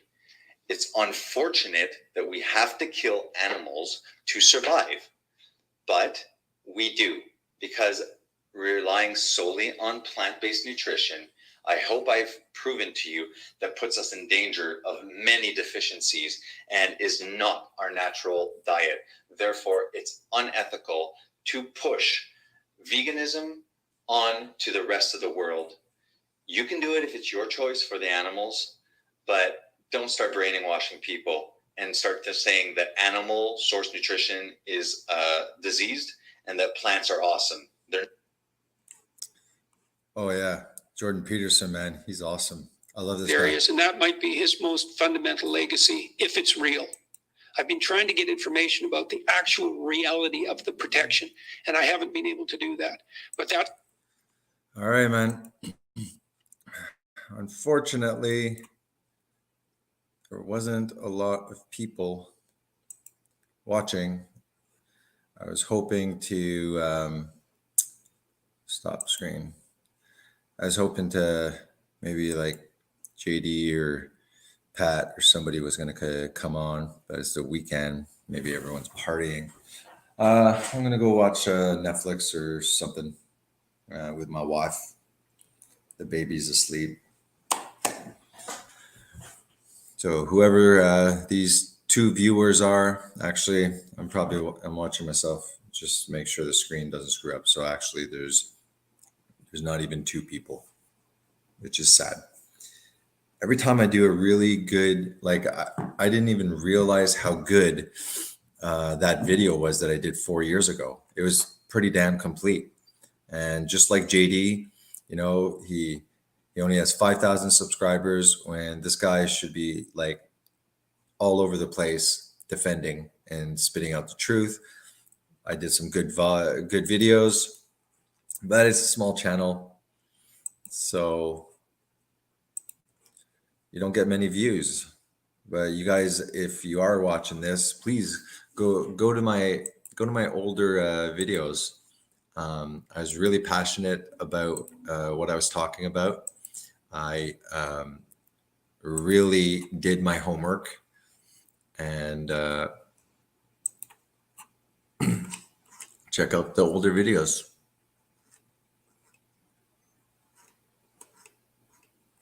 This is the one that I kind of just replayed on the live stream. Yeah, this one's really important. This one goes through a lot of the evidence about the toxic vegetable oils. All of these videos are good if ever you want to do a ketogenic diet. This here, fasting and ketosis, how beta amyloids are the proteins that they're glycated proteins that go into the brain. And there is an aspect to Alzheimer's that is insulin resistance in the brain. So the brain is starved of energy from sugar because the insulin, insulin resistance. Insulin is supposed to stimulate the cell to open up to receive energy and nutrients. And if you're constantly eating foods that make your insulin elevated, then your cell becomes resistant to insulin's signal. That's why if you do have any dementia or Alzheimer's, I highly suggest that you adopt a ketogenic diet, as well as supplementation with MCT oil that creates ketones. If you have Alzheimer's and you have insulin resistance in your brain, then it just makes sense to have a diet that lowers insulin resistance, because you can become resensitized to that hormone. And until then, you can rely on fat. The brain works perfectly well on ketones, and the 20% of the brain that requires glucose can be made by your own body without consuming outside glucose. It's called gluconeogenesis. And yeah, it's sad because they're selling some Exona. It's called Exona, and this thing is a prescribed food supplement for people with Alzheimer's. And you know what they're actually doing? They're selling it when you could just go to your local supplement store and get MCT oil and take that a couple of times a day. It will really help with loved ones that have cognition issues if they're developing Alzheimer's. And to a certain extent, you could also actually, once you're in ketosis, your appetite it has an appetite suppressant effect. So it mimics a fasting state. So when you're actually fasted for a couple of days, your body doesn't torture you with hunger nonstop. So what ends up happening is that you're able to fast for prolonged periods. And during fasting, there's a process called autophagy that is called auto self-phagy, auto devouring. And this is the catabolic state that you are in. That is not necessarily a bad thing. And I believe that if you have Alzheimer's, they don't have any solution for you if you have Alzheimer's. So I would go on a strict ketogenic diet supplemented by MCT oil, and I would have my loved one to, at least intermittent fast, eat 1 time a day, which is really easy on the ketogenic diet. And then after, as their body adapts to more and more fasting, then they should go on prolonged fasts, maybe a 5-day fast. And you can supplement with salt, potassium, and magnesium if you like. That won't break your fast. And what happens in autophagy is this is more like prolonged fast, especially if you have adequate amount of adipose tissue, fat. You have plenty of calories. You're not going to die. Trust me. My friend Peter fasted 21 days, and he felt great. He was, going to work, doing his thing. So yeah, when it comes to Alzheimer's, ketogenic diet, MCT oil, and make your loved one fast as much as you can. Look, you're about to lose your mind. Okay, fast for as long as you can. Okay, because what autophagy means is self-eating, and your body will look for useless junk around your body, and these glycated beta amyloid proteins that embed in the brain of Alzheimer's patients. It's worth a shot. You could technically begin to eat those beta amyloids, and you'll be able to reverse the insulin resistant aspect of Alzheimer's. But there's no money in this. There's no money in the medical field telling you, well, why don't you just take some MCT oil and go on a ketogenic diet and start fasting? No, they put these Alzheimer patients on antipsychotics. It calms them while they're confused, but it also increases risk of stroke. This is how we're treating. This is like modern medicine, what we do to Alzheimer patients. It's really sad. So I think what I'm going to do, since I'm doing live streams now, is I'm probably going to look at my older videos that no one really cares about. And not all of them, but specific ones like toxic vegetable oils, and just play them, stop, add some input. This explains gluconeogenesis. If you have a loved one that has epilepsy, if you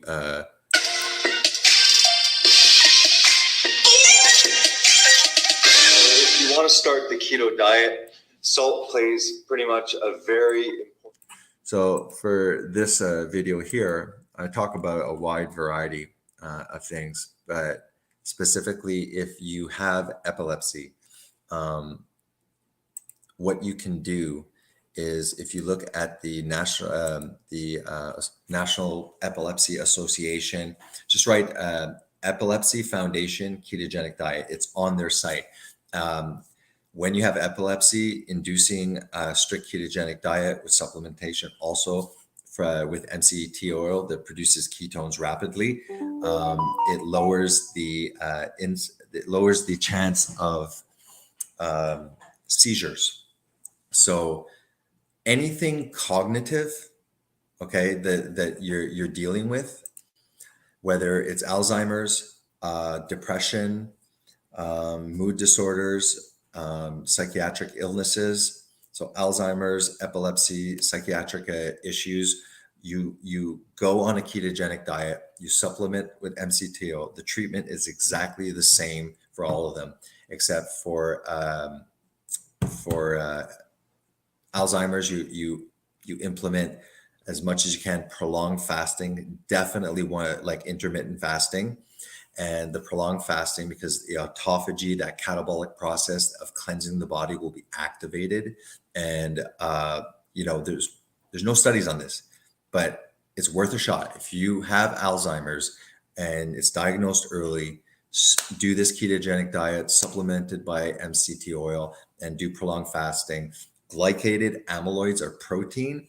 Glycation is from glucose. So when you if you're circulating within your body, when you take a diabetic takes a little thing of blood to test their glucose, it's 5 millimoles per liter. What's that mean? That is less than a teaspoon of sugar that's flooding through on average 5 to 6 liters of blood volume in your vascular circulation. That's like less than a teaspoon, and that's where your body likes to stay. But when you go in and let's say you have a can of Pepsi, this is not a can of Pepsi, it's bubbly fizz water. When you have that, all of a sudden, instead of 4 grams that's floating around in 5 liters of blood, you end up charging that up to 40 grams.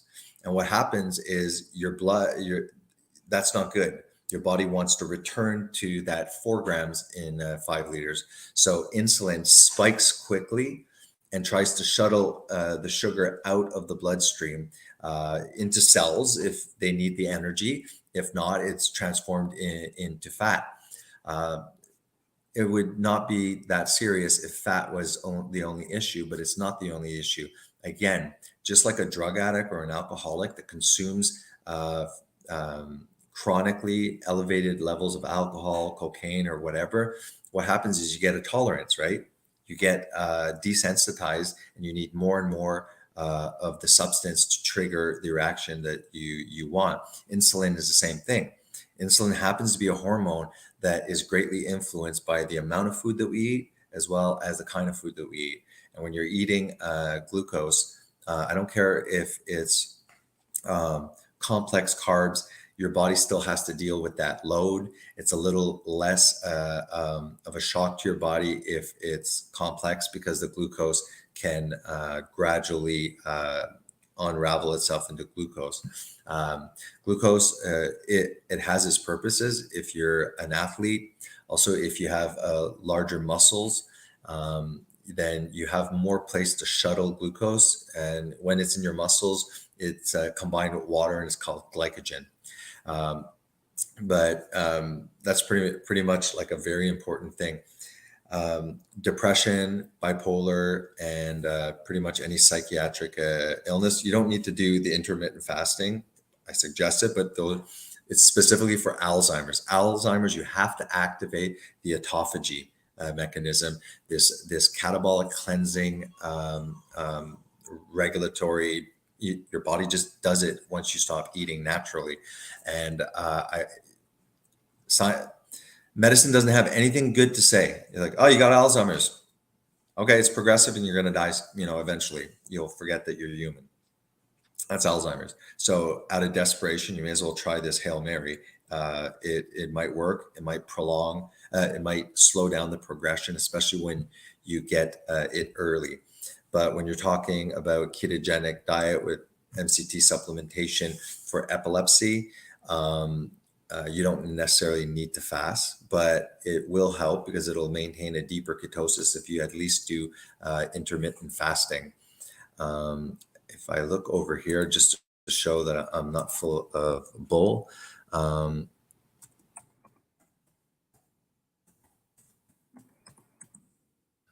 let's see, foundation, ketogenic diet.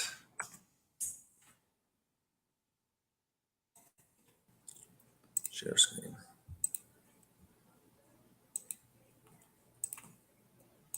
Okay, I noticed there's 4 people at least here. It'd be nice if you said hello in the chat so I know who you are.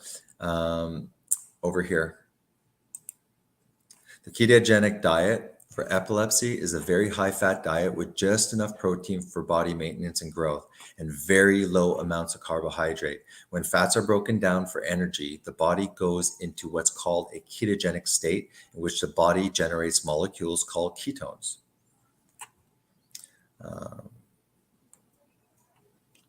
Let's go to the official. Okay.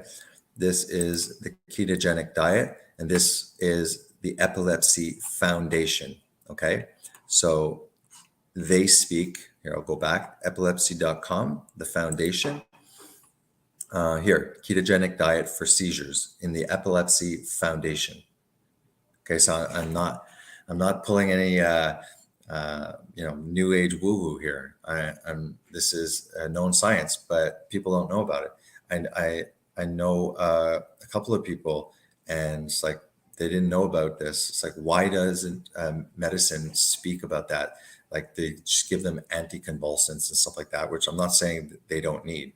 A lot of mood disorders are treated not only with mood stabilizers like lithium, for example, or atypical antipsychotics, Seroquel, Zyprexa, as mood stabilizers. There's some kind of connection between epilepsy and mental illness like mania and stuff like that. So if you look at some of the treatment medications for mood stabilization, they're actually anticonvulsants. There's valproic acid, Lamictal, valproic acid, Lamictal. Those are two of them. At least those are the two that are mostly used. So there is a connection. So if the ketogenic diet works well for epilepsy, it will also work well for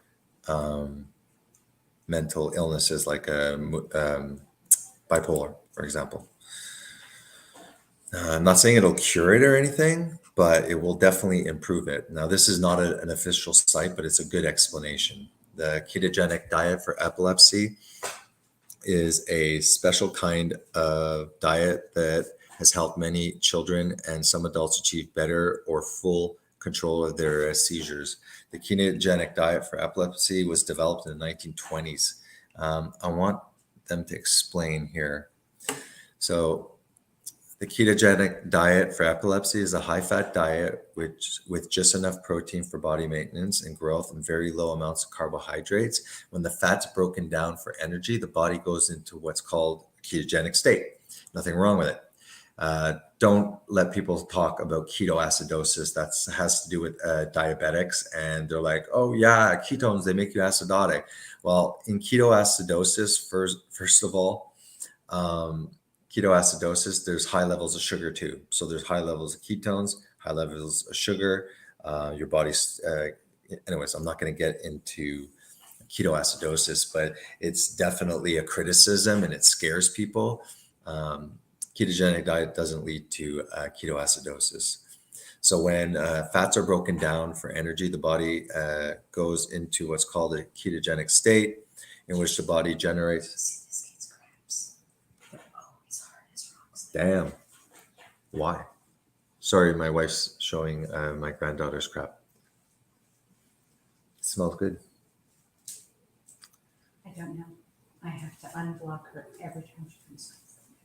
Help her. Well, why don't you could put technically those glycerin suppositories for children too. Yeah, I know, but I don't know what they feed her when I don't have her, and that's probably. Yeah, I'm online. I don't. Yeah. So the goal of the ketogenic diet is for the brain to use ketones for energy rather than glucose, sugar, as much as possible. Ketones are largely water soluble, so they are easily transported to the brain, and the brain cannot use fatty acids for energy, but it can use ketones for a large portion of its energy. Like I had mentioned, 80% can run on ketones, and gluconeogenesis produces actual sugar, so that your body will maintain its blood sugar.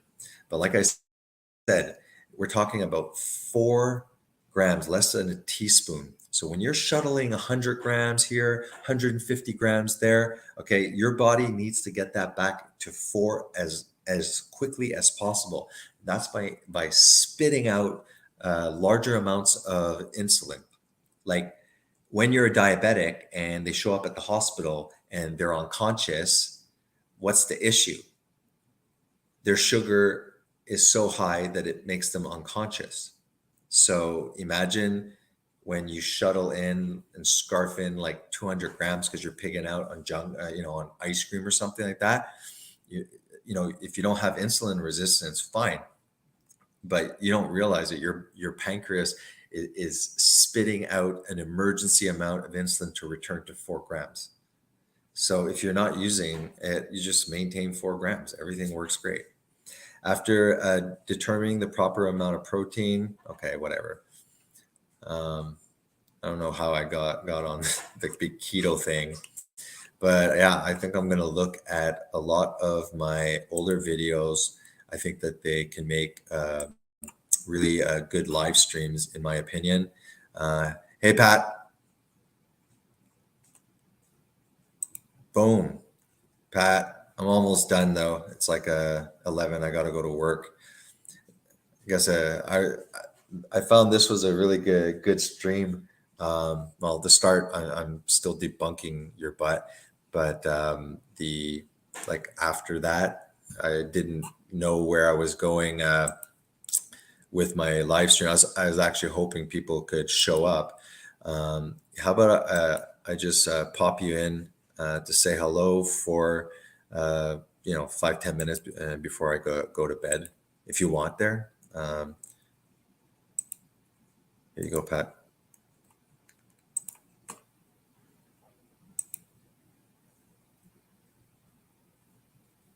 Oh, so you're the Pat, you're the one person that's been watching besides me. It makes me feel better. Now it's literally just me and you. Watch. I'm gonna take off. I'm gonna log out of this boring stream, and now it's gonna just be one. It'll just be you. There you go. Add to stream. What up, Pat? Hey, dude. Hold on a sec. Yep. Have to turn off. Have to turn. Have you seen? There we go. Have you gone to JD's JD's website, Berlin Farms?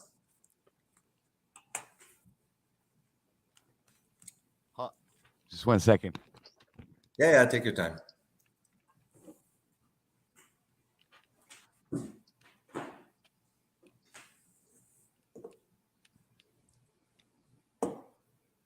You good?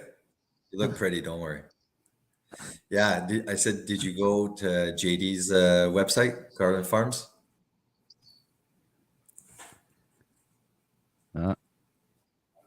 It lagged. Can you hear? I didn't hear you. Yeah, I saw it glitch too. On Yeah, I my hear you side, now. there was I said, did you go on JD's YouTube channel, Garland Farms? Because he's been making little clips, eh? Yes, I did. He's he's yeah, really, I love his little clips.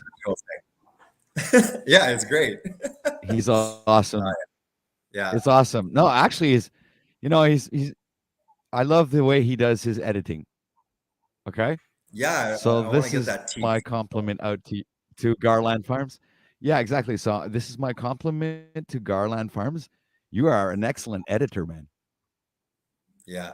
That's all I have I'm to not say. sure. I'm not sure. I'm not sure. I'm not sure who who pissed him off in a way or triggered him the most. Whether it was you about the spiritual meat stuff, or my brother about it was the God thing. Eh, It was the God yeah. thing. It was like I didn't like the apples either. My I brother eat was vegetables because I want to get closer. You know what? Oh, he didn't like the apples? Oh, well, it was great, man. Yeah, it was just like I was like, think he I'm like, dude, my he brother literally had like he literally glasses. Go ahead. yeah he was a half shot. Bruce was half. It was. I watched it. It was an awesome live, dude. It was really good, and It really was. even Bruce. Yeah, Bruce was awesome. Yeah. And when I was watching Garland Farms, Garland Farms was bringing up some really solid points, and I understand where he's coming from because, it takes a lot of time and research, and I know what it's all about. I understand what the research is all about, And you know what? I it's all right. He's allowed to his opinion, but I still won't change the fact that I'm. It's still not gonna. Like even if you came out with every single research and prove without a shadow of a doubt that every single vegetarian and every freaking vegan out there was responsible for climate change, then I mean, why don't they just like we line them all up against the wall and just take out the AK-47s and end it. Well, There we let's go. just It's over. let's just let Then we then, no Klaus no Schwab. then we Klaus just Schwab solved will the do that. Don't problems. worry. Yeah, we just solved the problems of the world, dude. Yeah. Let's do like the communists. Let's get rid of everything else that doesn't believe in communism. No, that's it. Well, I mean, All like, right.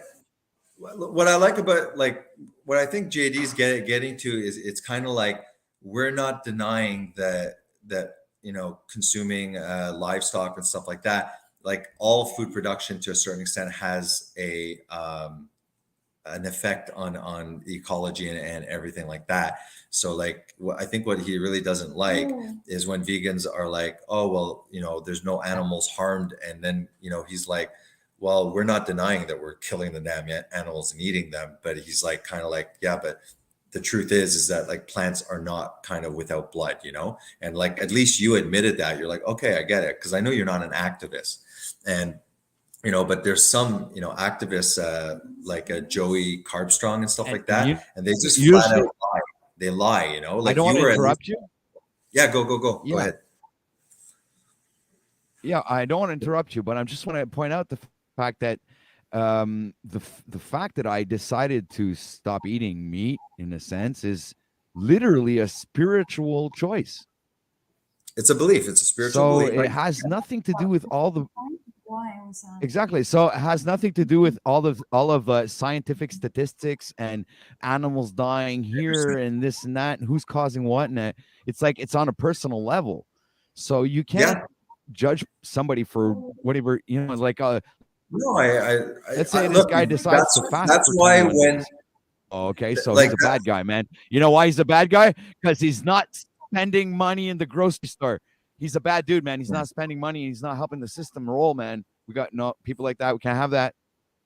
No, I know. You know what I mean? That's the like, kind of thinking that the mind state that people are in, man.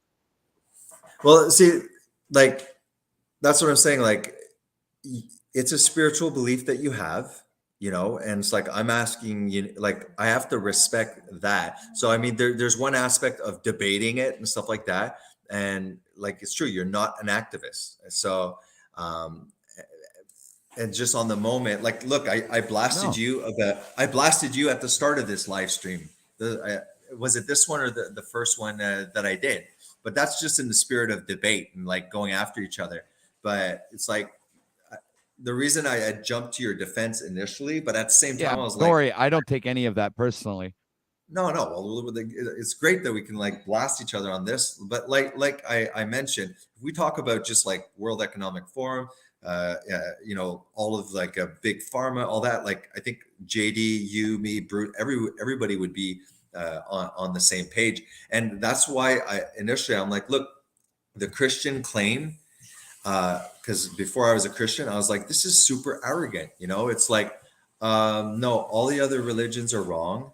And the only way that you're going to get to heaven is through Jesus. And like I said, I don't believe in eternal conscious torment. I believe in the doctrine of annihilationism or conditional immortality.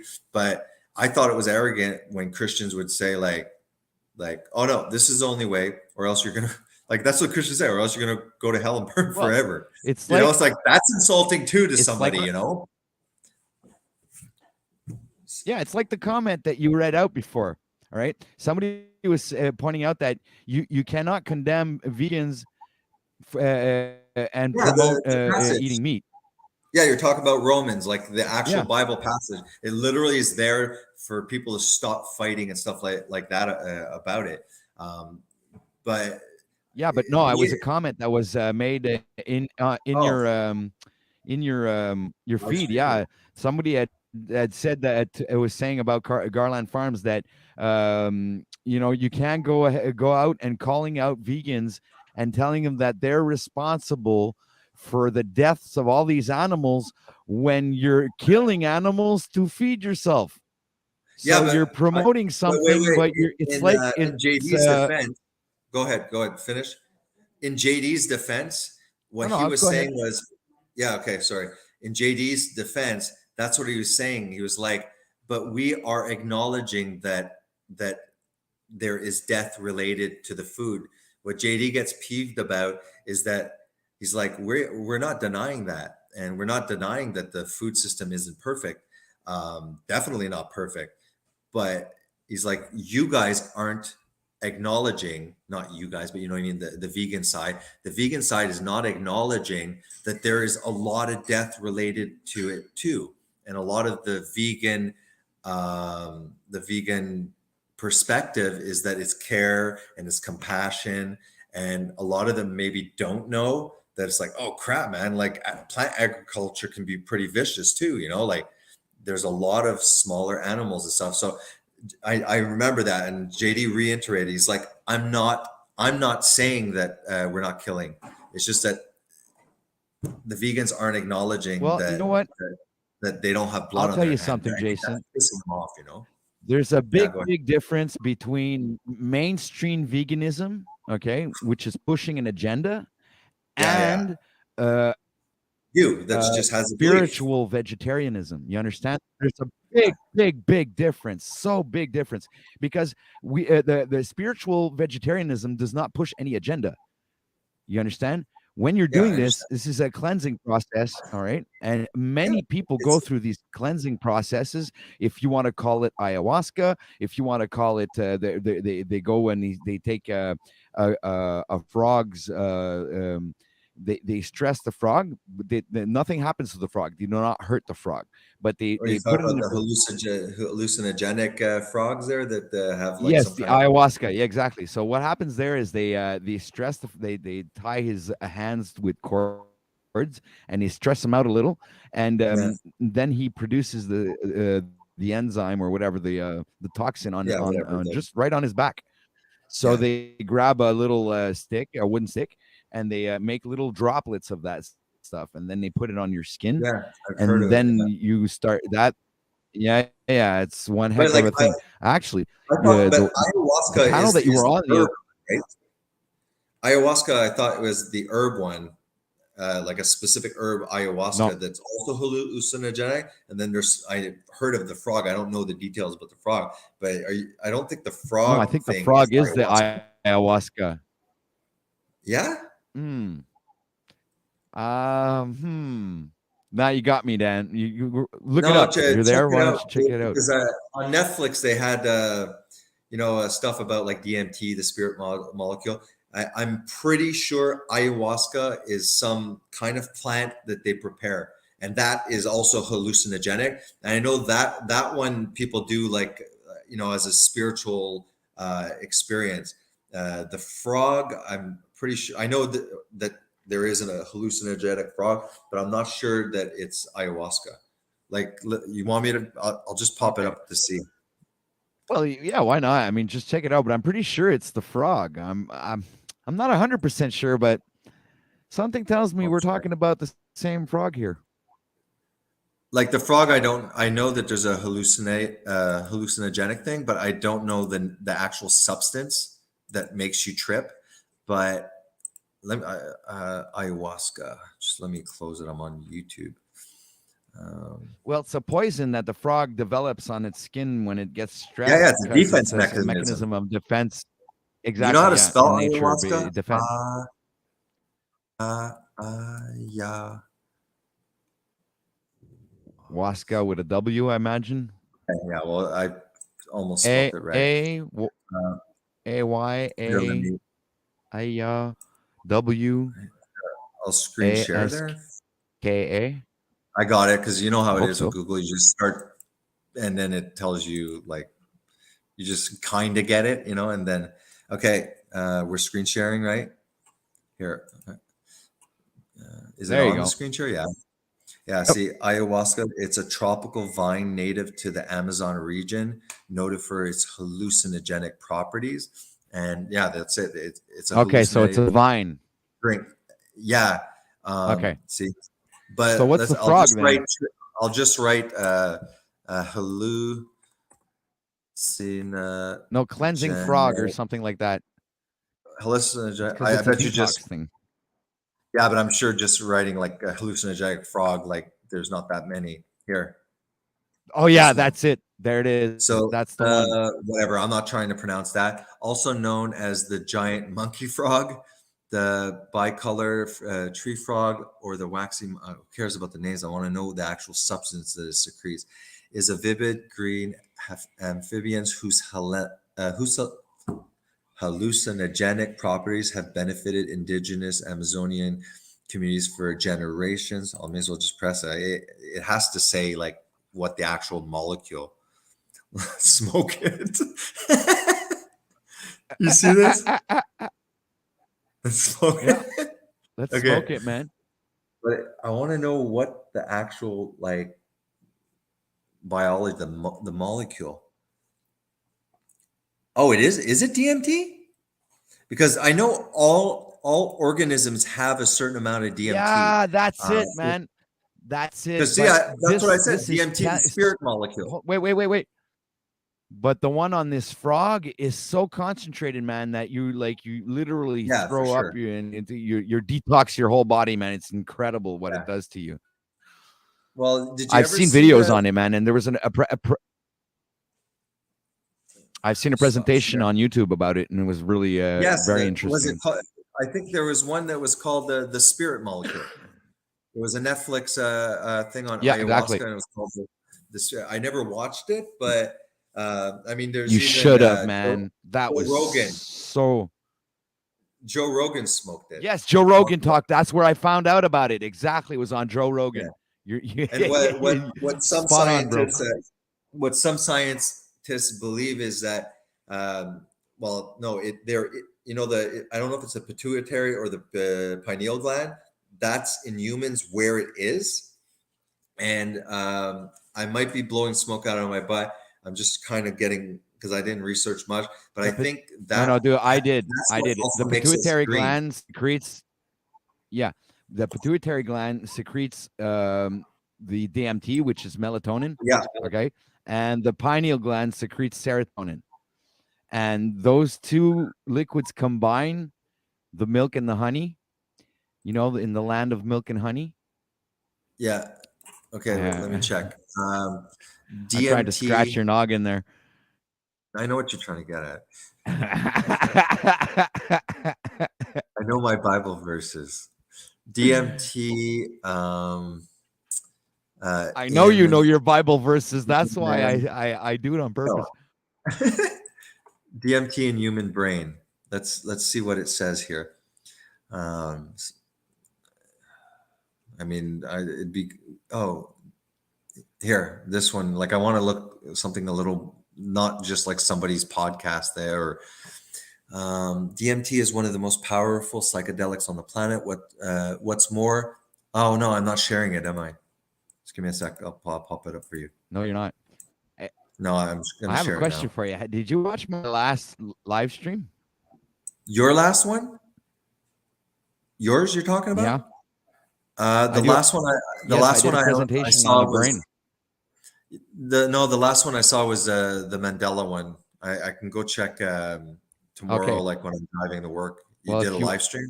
If you'd like, well, oh yeah, I did. I did it. It's on my channel. Go check my lives. It's live stream number 3. I decode the brain, man. Well, was it a little bit of what we were talking about that you were showing me there? The tortoise and the hare and the brain? Oh yes, remember what? Yeah, well, it goes. No, dude, I bring it like all the way. I do. Obviously I do leave a couple of things out, because then I get people coming in, and it was crazy, man. I got like so much great feedback on that live stream. It was insane. I guess I just fell upon the right subject. Yeah. Well, it's because you're the one who told me, hey, do a video on that, man. And that's freaking awesome. Do it. Like I said, I like that stuff. Like the whole brain with the tortoise and the hare, like, it's undeniably weird, man. Sometimes you pull up. It gives a new term. Yeah, it gives a new meaning to going down the rabbit hole, don't you think? Yeah. Well, there's a lot of there's some YouTube channels or podcasts and stuff like that like all the secret coding in like just normal TV shows and stuff like that. Did you ever Yeah, see the yeah. series on Netflix, Utopia? Did you ever watch that? It's No, I just one haven't. season. Okay, it's really No. it's scary because it's based on when are you going up? I got 5-10 minutes and we'll go. You still have stuff to do because I'm waiting for my food. okay. So tell me when we're ready to go and then I'll stop the live stream. The That's a live stream? eh? Is this a live stream? Yeah. Okay.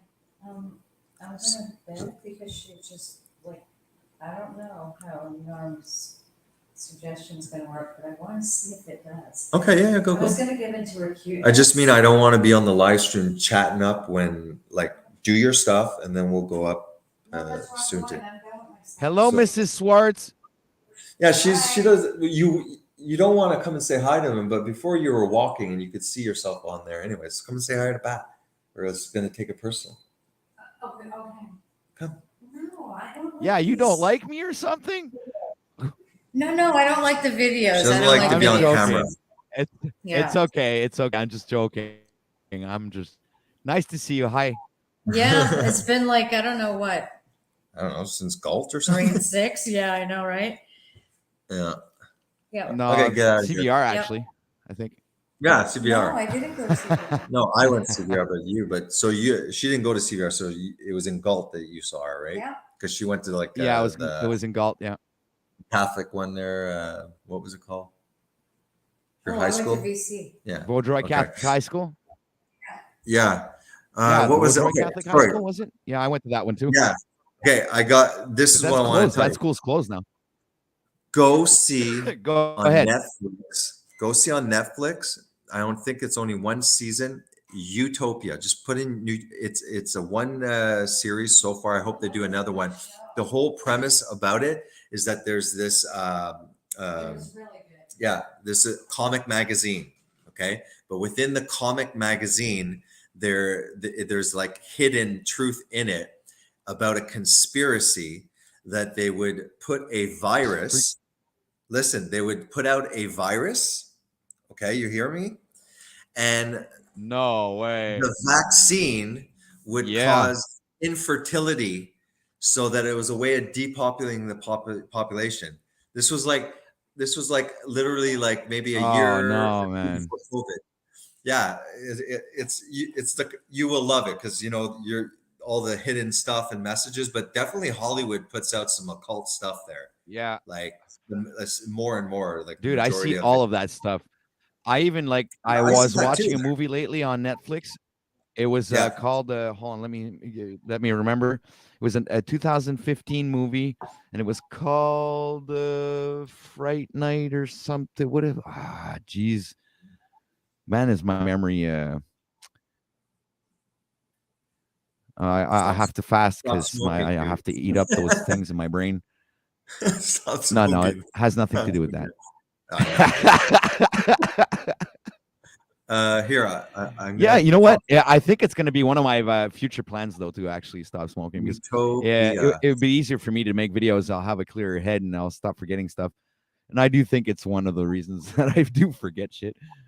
Anyway, Yeah. It's good to moderate or take what they call like sensitivity breaks, so that like you stop for a certain amount of time, and then after like it's you don't need as much, so you get a tolerance to it. yeah. Well, it's like Um, food. Any addiction is mental. You're the one who decides. And through Well, it's fasting, I'll tell you one dopamine, thing. Through fasting, know. you regain control of of everything. In other words, when you fast, Yeah, 100%. it's the hardest thing to do in this. It's one of the hardest things to do in this world. I think to prevent yourself from eating when you're hungry. That's freaking like wow. That's the one. I think one of the top things what's that the you can do. The longest I've done is 5 days. I've gone 5 days, but the trick that a lot of people will do is that let's say a typical person will fast the first 2 days. Well, you can get through the day, right? Then you go to bed hungry, and that next day is hell. Okay. The reason that by the third day people like get into the groove of it is because they're in ketosis. So if you want to do a fast for 2 or 3 days before, just eat fat, just eat bacon, butter, whatever. By day 2 or 3, you'll be in ketosis. Then you stop food completely, and then you ride it out. I'm telling you, it's a perfect trick, because that's what they say. Ketosis is what you're in when you're fasted, and so you may as well just eat, put yourself what in I do to ketosis, what I off you go. what I do, yeah. Well, But what true, I you do don't need to bacon bring me stuff. into that state You can is do avocados, anything, no. like just Well, plant fat, coconut. you can Coconut do it oil. with yeah, but you could also do it with pistachios or cashews. Cashews are a big source of fat. So Yeah, you anything. can But like break the hunger, the like best the pain. though. Wait, I'm listening. Go ahead.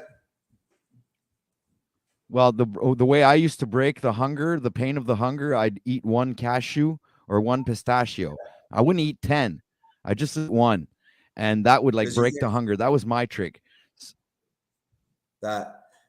I Yeah, love I've it. seen that. Yeah, I like yeah. coconut I oil. That's So great. you could fast with this to start it, so like you start your fast. Then if you're hungry, I like it. It tastes like coconut to me. And then after you just scarf a bit of it, and it's vegan, it's vegetarian, it's not meat or something. So it's a way of getting in it. And try it. If ever, instead of just going straight to it, try and fast, but allow yourself the first 2 days, let's say, to eat as much as you want of this. And then by Right. day 3, just nothing, and then Yeah. go.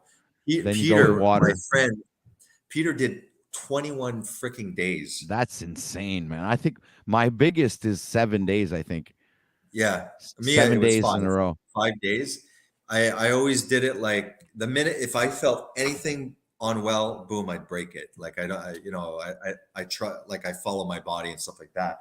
And but a lot of people, you start with intermittent fasting, you pull off a 24-hour here, you pull off a 48-hour here, and it's kind of like your body gets a little bit more used to it there. Because the first time I wanted to do one, I think by That's day exactly 3, what I'm doing right now. I felt bad. Like I don't know if I was just nervous about it. And then I was like, I wasn't feeling that well. But now the more I do it, but I haven't done that in a long time. Like I totally went off my diet for 6 Yeah. months. I put on I didn't weigh myself. It's probably 20 pounds heavier than I was. And then if you look at a few of my, maybe 3 months ago, I did strict, pretty much carnivore, and not even fatty. It basically was high protein, no carbs, no fat, and I did that for a month, and I lost 13 pounds in 30 days. That's one of my videos, and then I just got stressed with life. Well, I'm in my yeah, I'm in my about like what my 10th day. I'm in my yeah. Well, I'm doing intermittent fasting right now, so I'm in my second week. I'm in like in the middle of my second week, so and it's going very well, really well. But I have to admit the cravings are strong especially for sugar, and yeah, sugar is really tough. And the other one that I have a hard time with is bread. So Okay. I usually sometimes I'll break my fast. Well, not break. I'll break my hunger with a little piece of bread, or because I but don't try have this. I work in a restaurant, so it's kind You of don't like the coconut oil. It's very Try tempting. coconut. I'm telling you, coconut oil. Just scarf the fat, like the coconut fat, and at least it won't pop you out. I'm trying to find utopia. Like there's tons of utopias, like different utopias and stuff. Yeah, but Oh, go look is it up it? on Netflix directly. No, you know what? I might be making a mistake. It might not even be Netflix. It might be Prime. This is it. Do you see Oh, it? it's it's Amazon Prime. Video. No, I haven't seen this. Yeah. So look, But I Utopia have is I'll go check it out. Yeah, Utopia is a conspiracy thriller that follows a group of young fans who come together when they discover that the conspiracy in the elusive comic utopia is real. The comic foretells the demise of humanity and the world as we know it, thrusting this group of underdogs to embark on a high-stake, twisted adventure to use what they uncover to save themselves, each other, and ultimately, blah, blah, blah, humanity. Holy shit, Wonderful. man. Yeah, this is right up your alley, man. This is I love this You're gonna kind like of stuff, binge man. watch this Yeah. stuff. I'm trying to see Oh, yeah, 2020. man. This is kind of They better not have canceled it. They better like, because it's 2020, so it's all we're getting close to 3 years. Maybe with yeah. COVID, Sometimes things it will. takes two. Yeah, sometimes it takes a couple of years before they come out with the next season, or Yeah, like Stranger especially Things. like Amazon's not like Netflix. Yeah, well, exactly. And the Stranger Things, It took it long took and like they, 2 years before they, yeah, then yeah, another 2 years. So yeah, the time that it takes to do all the recording, and then all the editing, then all the like the yeah, directors and the directors of photography and everything, all the work they have to do. So it does take a while. yeah. I'm sure COVID really slowed Yeah, some of the movie stuff. yeah, exactly. We know everybody's stuck at home. The actors are also stuck at home too. So Yeah, yeah. Well, this is awesome, just man. I'm glad I decided to just pop in and say hi. Well, actually, I well, was watching for like almost an hour, and then you you should like have when said you hi, said, man. "Hey, You should have wrote. Yeah, like I think well, the you know what? title. I I might just have to wanted to be a change the little title, but go I ahead. wanted to be incognito. Yeah. I didn't want my Yes. presence to influence your presentation. Oh, there you go. I'm like gonna like it's just it sucks. Like I don't know. Did you see the one about like ethical meat? The whole thing that I was going through, or yeah, you saw that, or you came on after that? Because I I'm basically just live streamed one of my old videos I made. And it's like I think no, I yeah, I saw a little bit of that when you were but I really the whole time I saw you talking. So I okay, was okay. in and So out you because I was missed it. taking care of my grandson. Yeah, I missed Yeah. the beginning. I came in, you were already like 40 minutes up or something like Okay. that. I definitely. Nine. I definitely Yeah, want to. I'm gonna do some keto again, like specifically, like tons of people don't know. Like if you look at the Epilepsy Foundation, that like a ketogenic diet inducing ketosis actually helps lessen seizure activity. So, but no one knows about that. Doctors don't use it or anything. They'll give the typical anticonvulsants. Not everybody goes into remission with a ketogenic diet for epilepsy, but it sometimes like minimizes the seizures. Like you hear horror stories about little children that have like 20 seizures a day. They're on tons of medications, and there's a food supplement that you need from prescription. It's called Axona, and it's for Alzheimer's, and right. it's freaking ketones. You can get that at Popeyes supplement store, or you could just take a MCT oil. But see, they don't tell anybody, and then they sell it as a pharmaceutical, and you could literally just go on a ketogenic diet if you have Alzheimer's, and But it helps delay. there's another thing that causes Alzheimer's is aluminum. I think that's you have aluminum in your Sure. too much aluminum in your brain. So that's I'm another. sure we're swimming in So all sorts of you have to find toxic ways. metals. Go ahead. I'm sure we're swimming in metals, toxins, parasites. You wouldn't believe what the heck is going on in our bodies right now. It's at the macro level. It's I mean the Well, a lot of micro people, level. a lot It's of people are fighting about diet that causes disease. Meanwhile, we don't realize that we're wearing like clothing that has like all sorts of chemicals. It heats up. Like you think most of our shirts and clothing are like natural cotton. They all have chemicals. What's up, Michelle? Oh, yeah, I have a big mouth. I tend to talk loud. Yeah, there's tons of chemicals. Um, things used to at least be like glass. Remember, like milk back in the day would be in glass. Everything was glass. Nowadays, like everything's in plastic, and like plastic is toxic as crap. We had like a Noro water jug. It tastes like plastic. The water, so it's like we're all fighting, and yes, there are things in food that are causing disease, but there's tons of our deodorant, all the stuff that's in our deodorant, aluminum, parabens, uh, full of crap like that. All anything, toothpaste. Like, what's with this fluoride crap that they were shoving in my face when I was a kid? It's like fluoride is completely horrible. Some places they have it Dude, in the I have a water video supply. on fluoride. If you check out you can even put the link if you want in the thing. Well, I do a next whole live stream, when video. you come on, next live stream, like that's things that we can do. It'd be like, oh, cool. Like you made a video, it didn't get a lot of exposure. You have a lot of people on there. Yeah, You pop on, we it's can play it. dude. I break the whole fluoride thing down, man, from A to Z. Well, we're on the same page about fluoride. This freaking pisses me off. Yeah. Like and Even when I I'm go to very the dentists laugh. They're completely brained, man. I'm like, you're laughing, dude. Mhm. I'm looking at this guy and I'm looking at him and I'm saying, dude, fluoride is the main ingredient in rat poison, man. Are you serious? You're laughing at me? Yeah. No, it's there's no use for fluoride. Like I always bring back that book. Pat, you got to buy that book too, eh? Nutrition and Physical Degeneration. I'll buy it for Christmas for you or something, because like it's non-biased, right?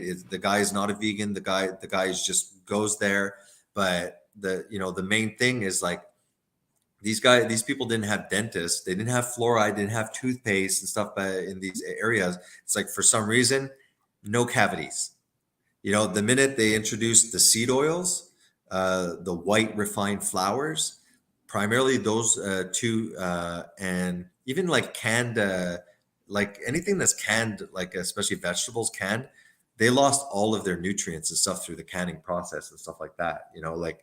But his two main things and it was just starting in the early 20th century, were these seed oils that they were marketing as healthier and stuff, and they're just industrialized oils. It's like, and they marketed it really smart. If you look Yeah. at the Crisco, the Chemical Crisco refinement. cookbook, they came out with a Crisco cookbook, and they marketed it, and all the women, like they really propagandized it, and they had this whole thing to bring this Crisco crap in.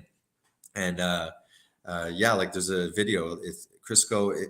All of these seed oils, on top of just being industrialized, they're just omega-6. There's just too much omega-6. And if you go back to my live stream, Clogs I arteries. show, it's pro-inflammatory. It oxidizes, it creates oxygen radicals in your body. And there's no way that humans would have ever been able to chomp on that much omega-6 from freaking soybean. You know what I mean? Like you can't, like, do you understand how So, much probably while we're on the soybean is? subject, well, It's horrible. exactly. But while we're on the subject, let's tell the viewers what oils that you should be eating right now. It's like, all right, so Coconut oil there's is a fine. multitude of everything that's been refined. Coconut oil, you've got olive oil, extra virgin olive oil. You've got also peanut oil is very good, and sunflower seed oil, which is extracted naturally. So Is it? everything Okay, that's been see, as long extracted as it's naturally. extracted naturally, I have no problems with it. I mean, the Yes, whole yes. thing. Look up sunflower seeds. They're extracted naturally. The oil from that. Yeah. As long as they're extracted not from solvents, then fine. But There's vegetable oil is a killer. palm oil Margarine is a killer. Palm oil is a killer. Canola oil is a What is killer. it? Is palm oil bad because it's just the way that they're destroying the environment, or is it bad because it's the way it's extracted itself? Everything that has been refined through chemical process, is bad for you, dude. It has to be extracted naturally. Palm oil is not extracted naturally. And the scary part, though, and margarine, and you should flee. Anybody out there, listen, I'm sorry, Jason, didn't want to interrupt you, but anybody out there, the biggest one that you should not freaking consume is margarine. Margarine is the leading cause of like practically everything, man. It's really bad for you. Okay, you guys, you eating this stuff, you're literally eating poison. Okay, So Yeah. that No, was my take on it. There, on back to you, top of it, Jason, bro. margarine's a seed oil, right? That's extracted with solvents, but then they hydrogenate it to make it into a solid. And that's another chemical process. So it's just like, yeah, it's really garbage. I saw one thing about olive oil. The problem with olive oil is that there was a company, a lab that took samples, all different kind of brands, even very like high quality brands. And what they're doing now is, and you don't know which company would do it. They're putting the seed oils and then they're putting the olive oil. Because if you notice, like canola oil, it doesn't taste like anything. So you can put, let's say, a certain amount of canola oil in an olive oil and then add the olive oil, and you won't, it'll taste like it. So what they're doing to make money, right? Because olive oil is a lot more expensive.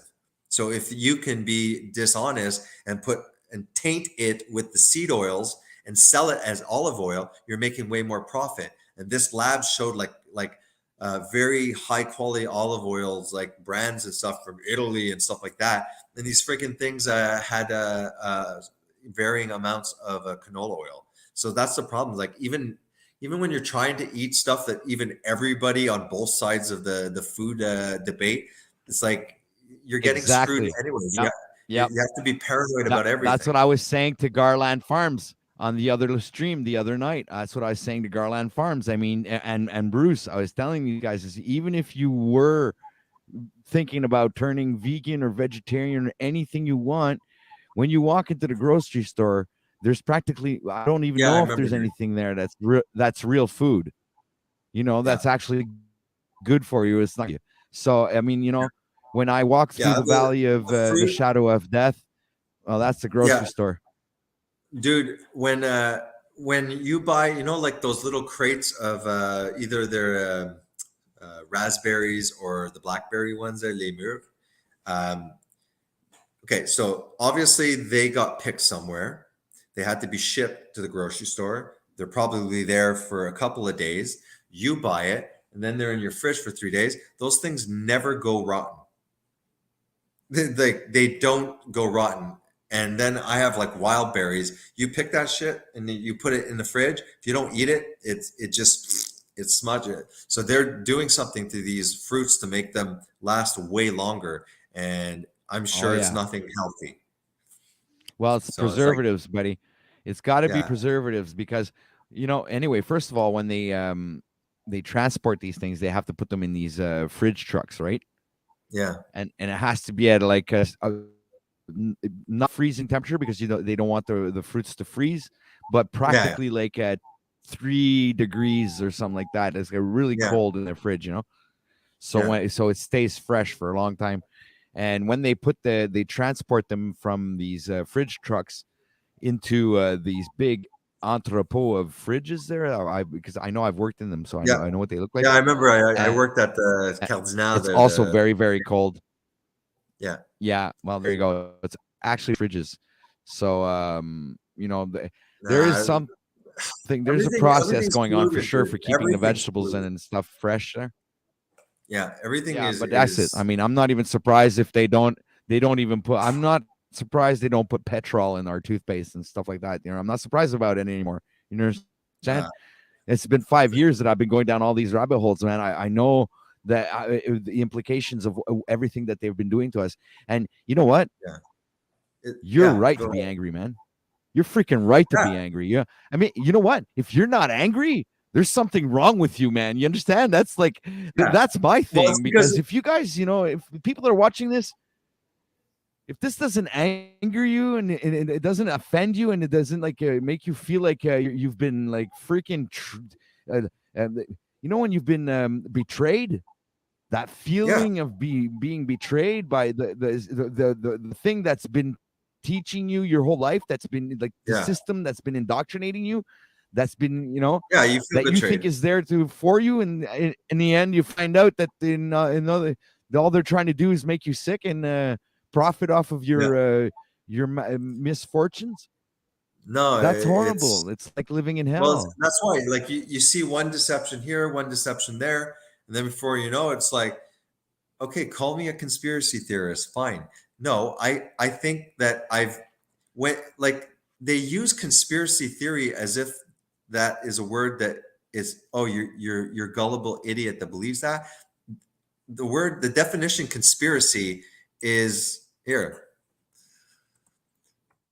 Yeah, but it's coined from the JFK thing, because there was that person there that was, like the CIA. That's it. They're the ones who coined that term because of the JFK conspiracy, and anybody would talk about that thing or whatever, or they would be coined conspiracy theorists. So then they'd be Yeah. like, tinfoil hat people, and Yeah. but these people I heard were it was back the then didn't even CIA. have internet. The CIA coined it. It was exactly to exactly. to discredit you and stuff like that.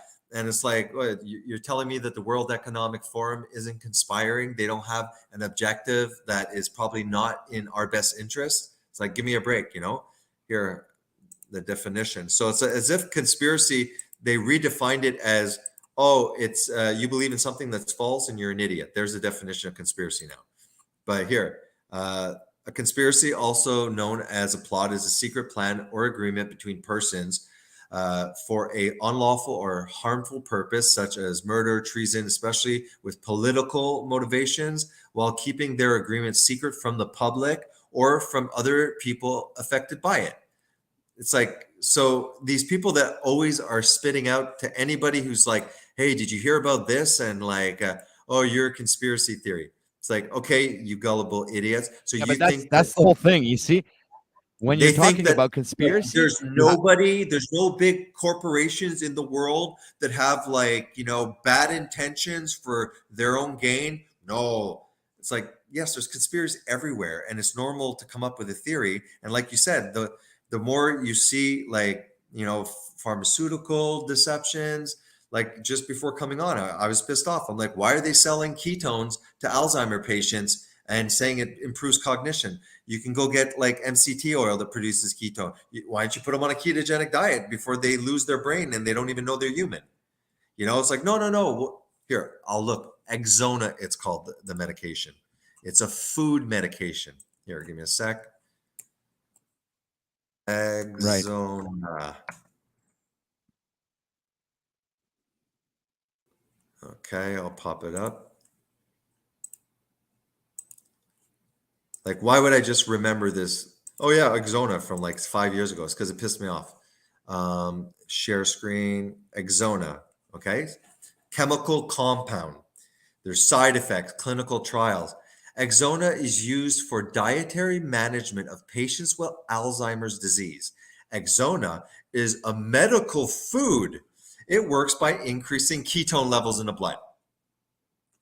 Okay, so they're making money on selling a medication that probably isn't pure ketones, probably has some other stupid pathway. When the minute your loved one, you find out that they have dementia or Alzheimer's, there's two aspects to Alzheimer's. One, they're glycated beta amyloids, so they're proteins that embed in the brain. Okay, and then what a lot of people don't know is that the second aspect of Alzheimer's is actually insulin resistance to the brain. It's like brain diabetes. So the two things that you could do is, instead of feeding yourself ketones, just go on a ketogenic diet.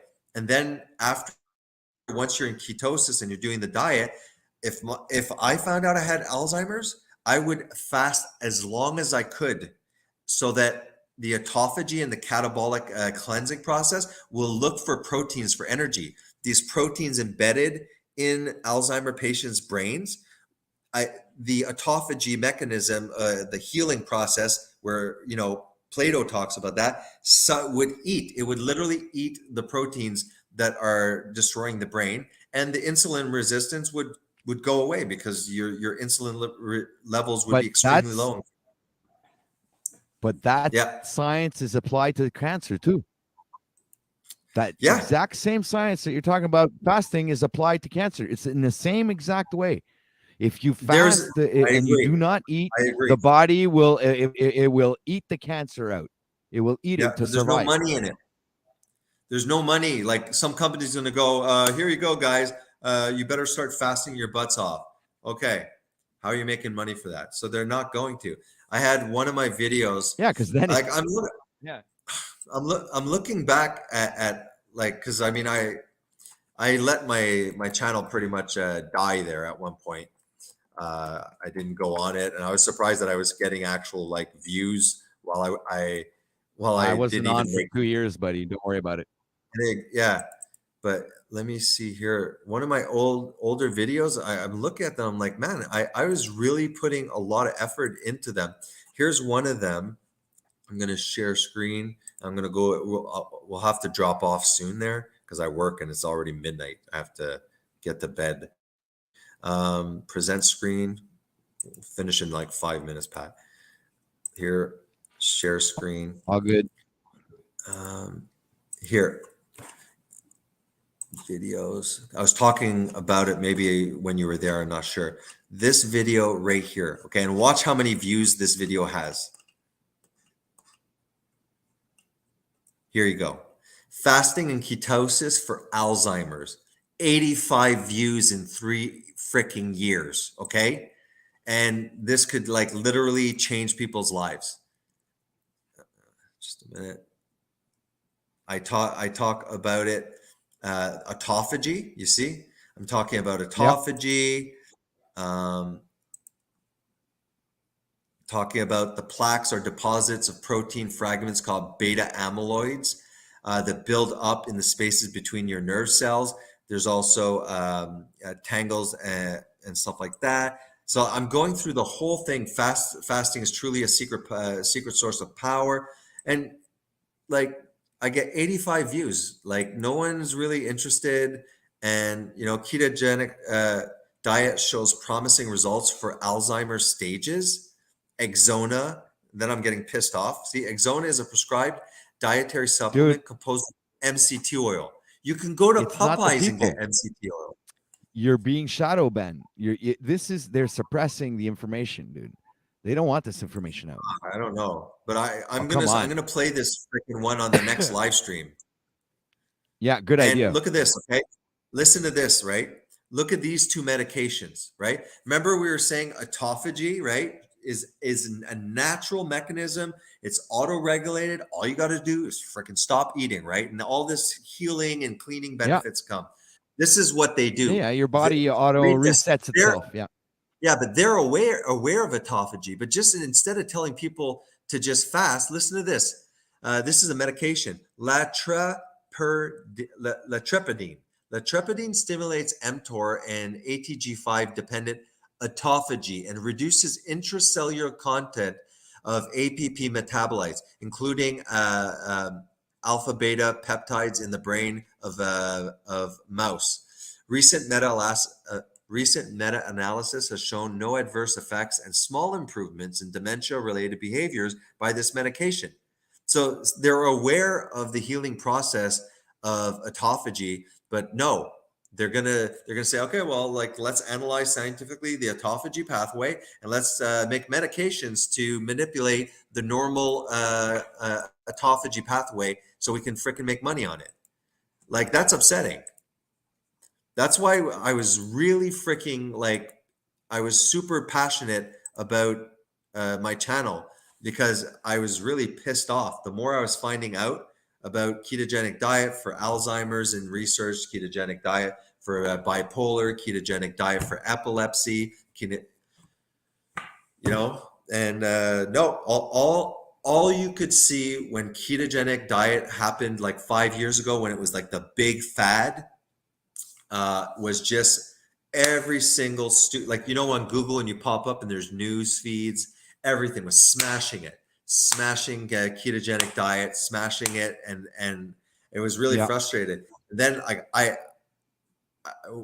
too bad there. One of the videos you literally see pictures of me at 35 and 40, and I look at 10 years younger than I looked 5 years previously. I had multiple pictures. Here I am at dude, work. look at me. I'm 45, man. Look at me. You look a lot better because not that my you look hair. bad. dude, I mean, my Yeah. hair is 45 years old. I know I have friends. They're Well, do you 45, dude, remember when and I saw you? their hair is fully gray, man, all gray. Do you remember when I saw you? Like, I hadn't seen you in a while. I was like, "Whoa, man, Pat, you look really good. Like, you're doing something right. You It's look the fasting, probably man. better than when I used to saw you like 5 years ago or something." Well, that was Yeah, it my was probably beginnings. 5 years. Yeah. Yeah, But back then it was in the beginning. That's when I just started. So I was just getting into it, and I like a newborn baby, if you will, and I was doing the yeah, baby steps, and I yeah, was doing everything stuff, and I made all kinds of mistakes too in the beginning because when you turn yeah, vegetarian, well, beer and chips and shit yeah. and like it's all Vegan, but still vegetarian, vegetarian. man. So I was like, yeah, I Yeah, gained like 60 pounds, man, in a year. So yeah, yeah, yeah, after that year, I started understanding that I was doing something wrong, and then I was going to bed bloated. I was feeling horrible. I had a yeah, breath. I was like, I yeah, felt like garbage, man. So yeah. eventually, Because I a lot of started like people go vegan, researching. I and was it's going, like, they can, hey, they're eating like junk food, and it's not like animal products, and it's like, yeah, I know. Well, that's great, but like you're eating crap. Listen, I got to get going. It's 11:43, and I got to work the whole weekend. I'm probably going to do maybe some overtime. So it was cool that at least you came on at the end there because I was all right, running out of man. stuff to say. All right, buddy. See you next That's broadcast. cool, man. Okay. My pleasure. Out of this world, Yeah. signing out for now. Me too. Goodbye. See you, buddy. Peace. See you, Pat. All right. So good night, everybody. I will do one last thing that I like to do. Um,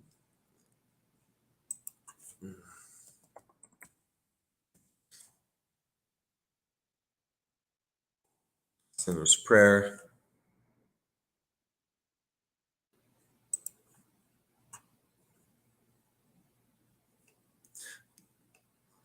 There's a lot of different sinner's prayer. Um,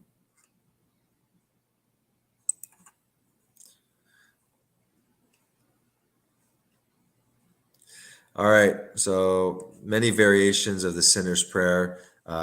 There's no official way of doing it. But if you've been struggling, you've been seeking God, you've been searching various paths, and like me, it just didn't create any profound changes.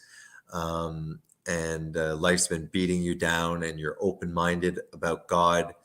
I encourage you to look into the Bible. I wouldn't go to the Old Testament. It takes a lot of foundational knowledge to kind of follow it, but go through the New Testament, which is actually very short.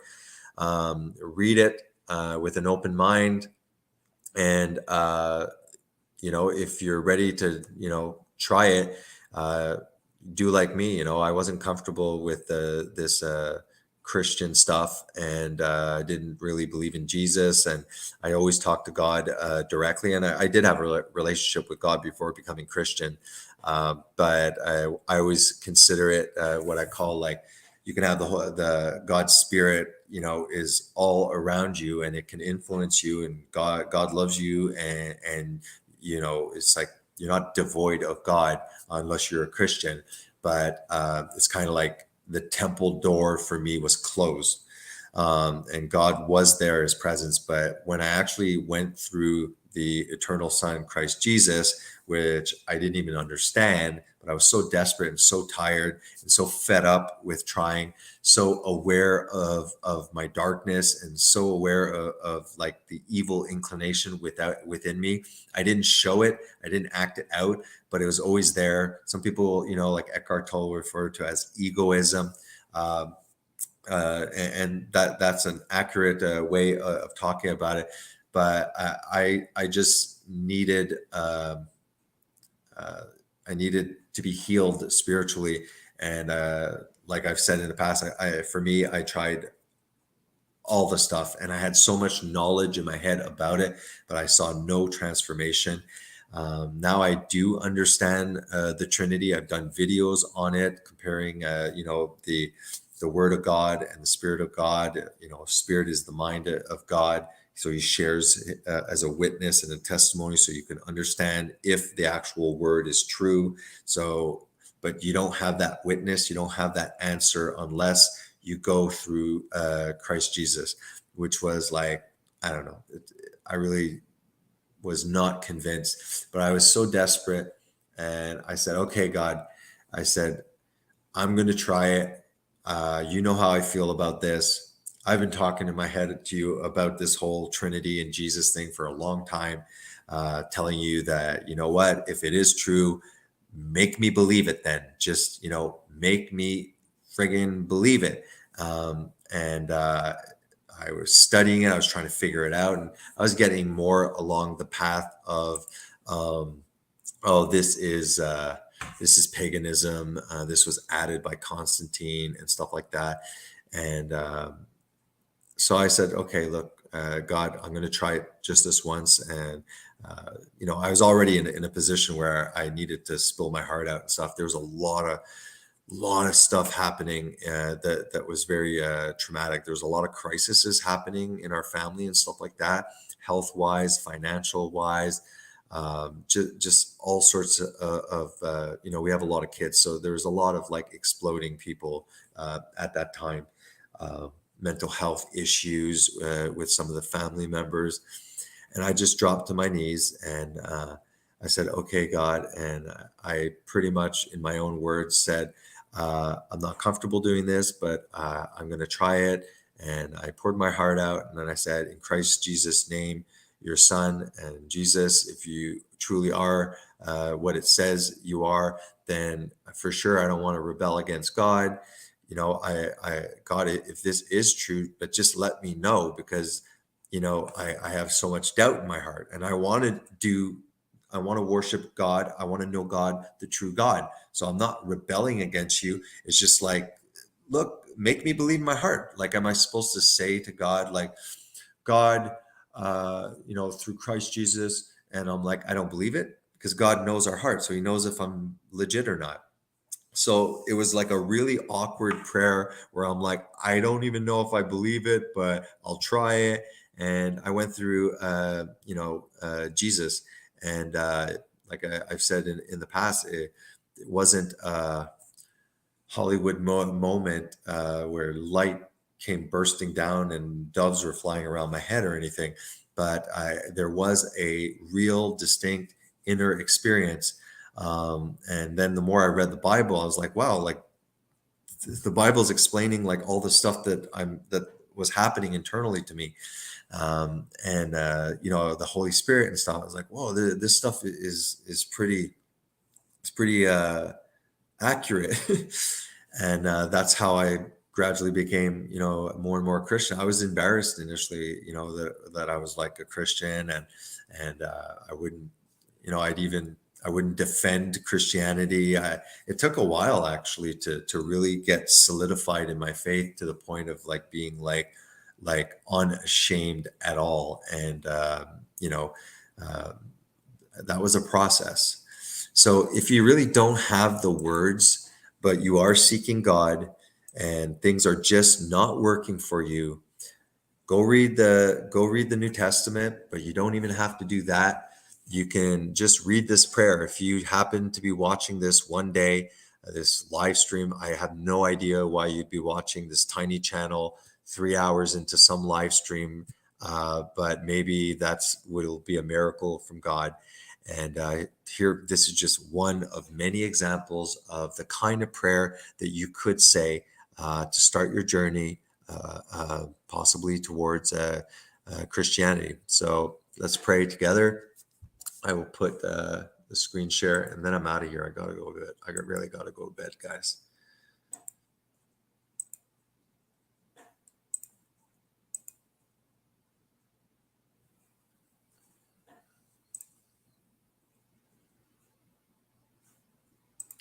Here's like example 4 of the sinner's prayer. Lord Jesus, for too long I've kept you out of my life. I know that I am a sinner and that I cannot save myself. No longer will I close the door when I hear you knocking, By faith, I gratefully receive your gift of salvation. I am ready to trust you as my Lord and Savior. Thank you, Lord Jesus, for coming to earth. I believe you are the Son of God who died on the cross for my sins and rose from the dead on the third day. Thank you for bearing my sins and giving me the gift of eternal life. I believe your words are true. Come into my heart, Lord Jesus, and be my Savior. Amen. All right. Love you guys. Now I'm really off. End broadcast.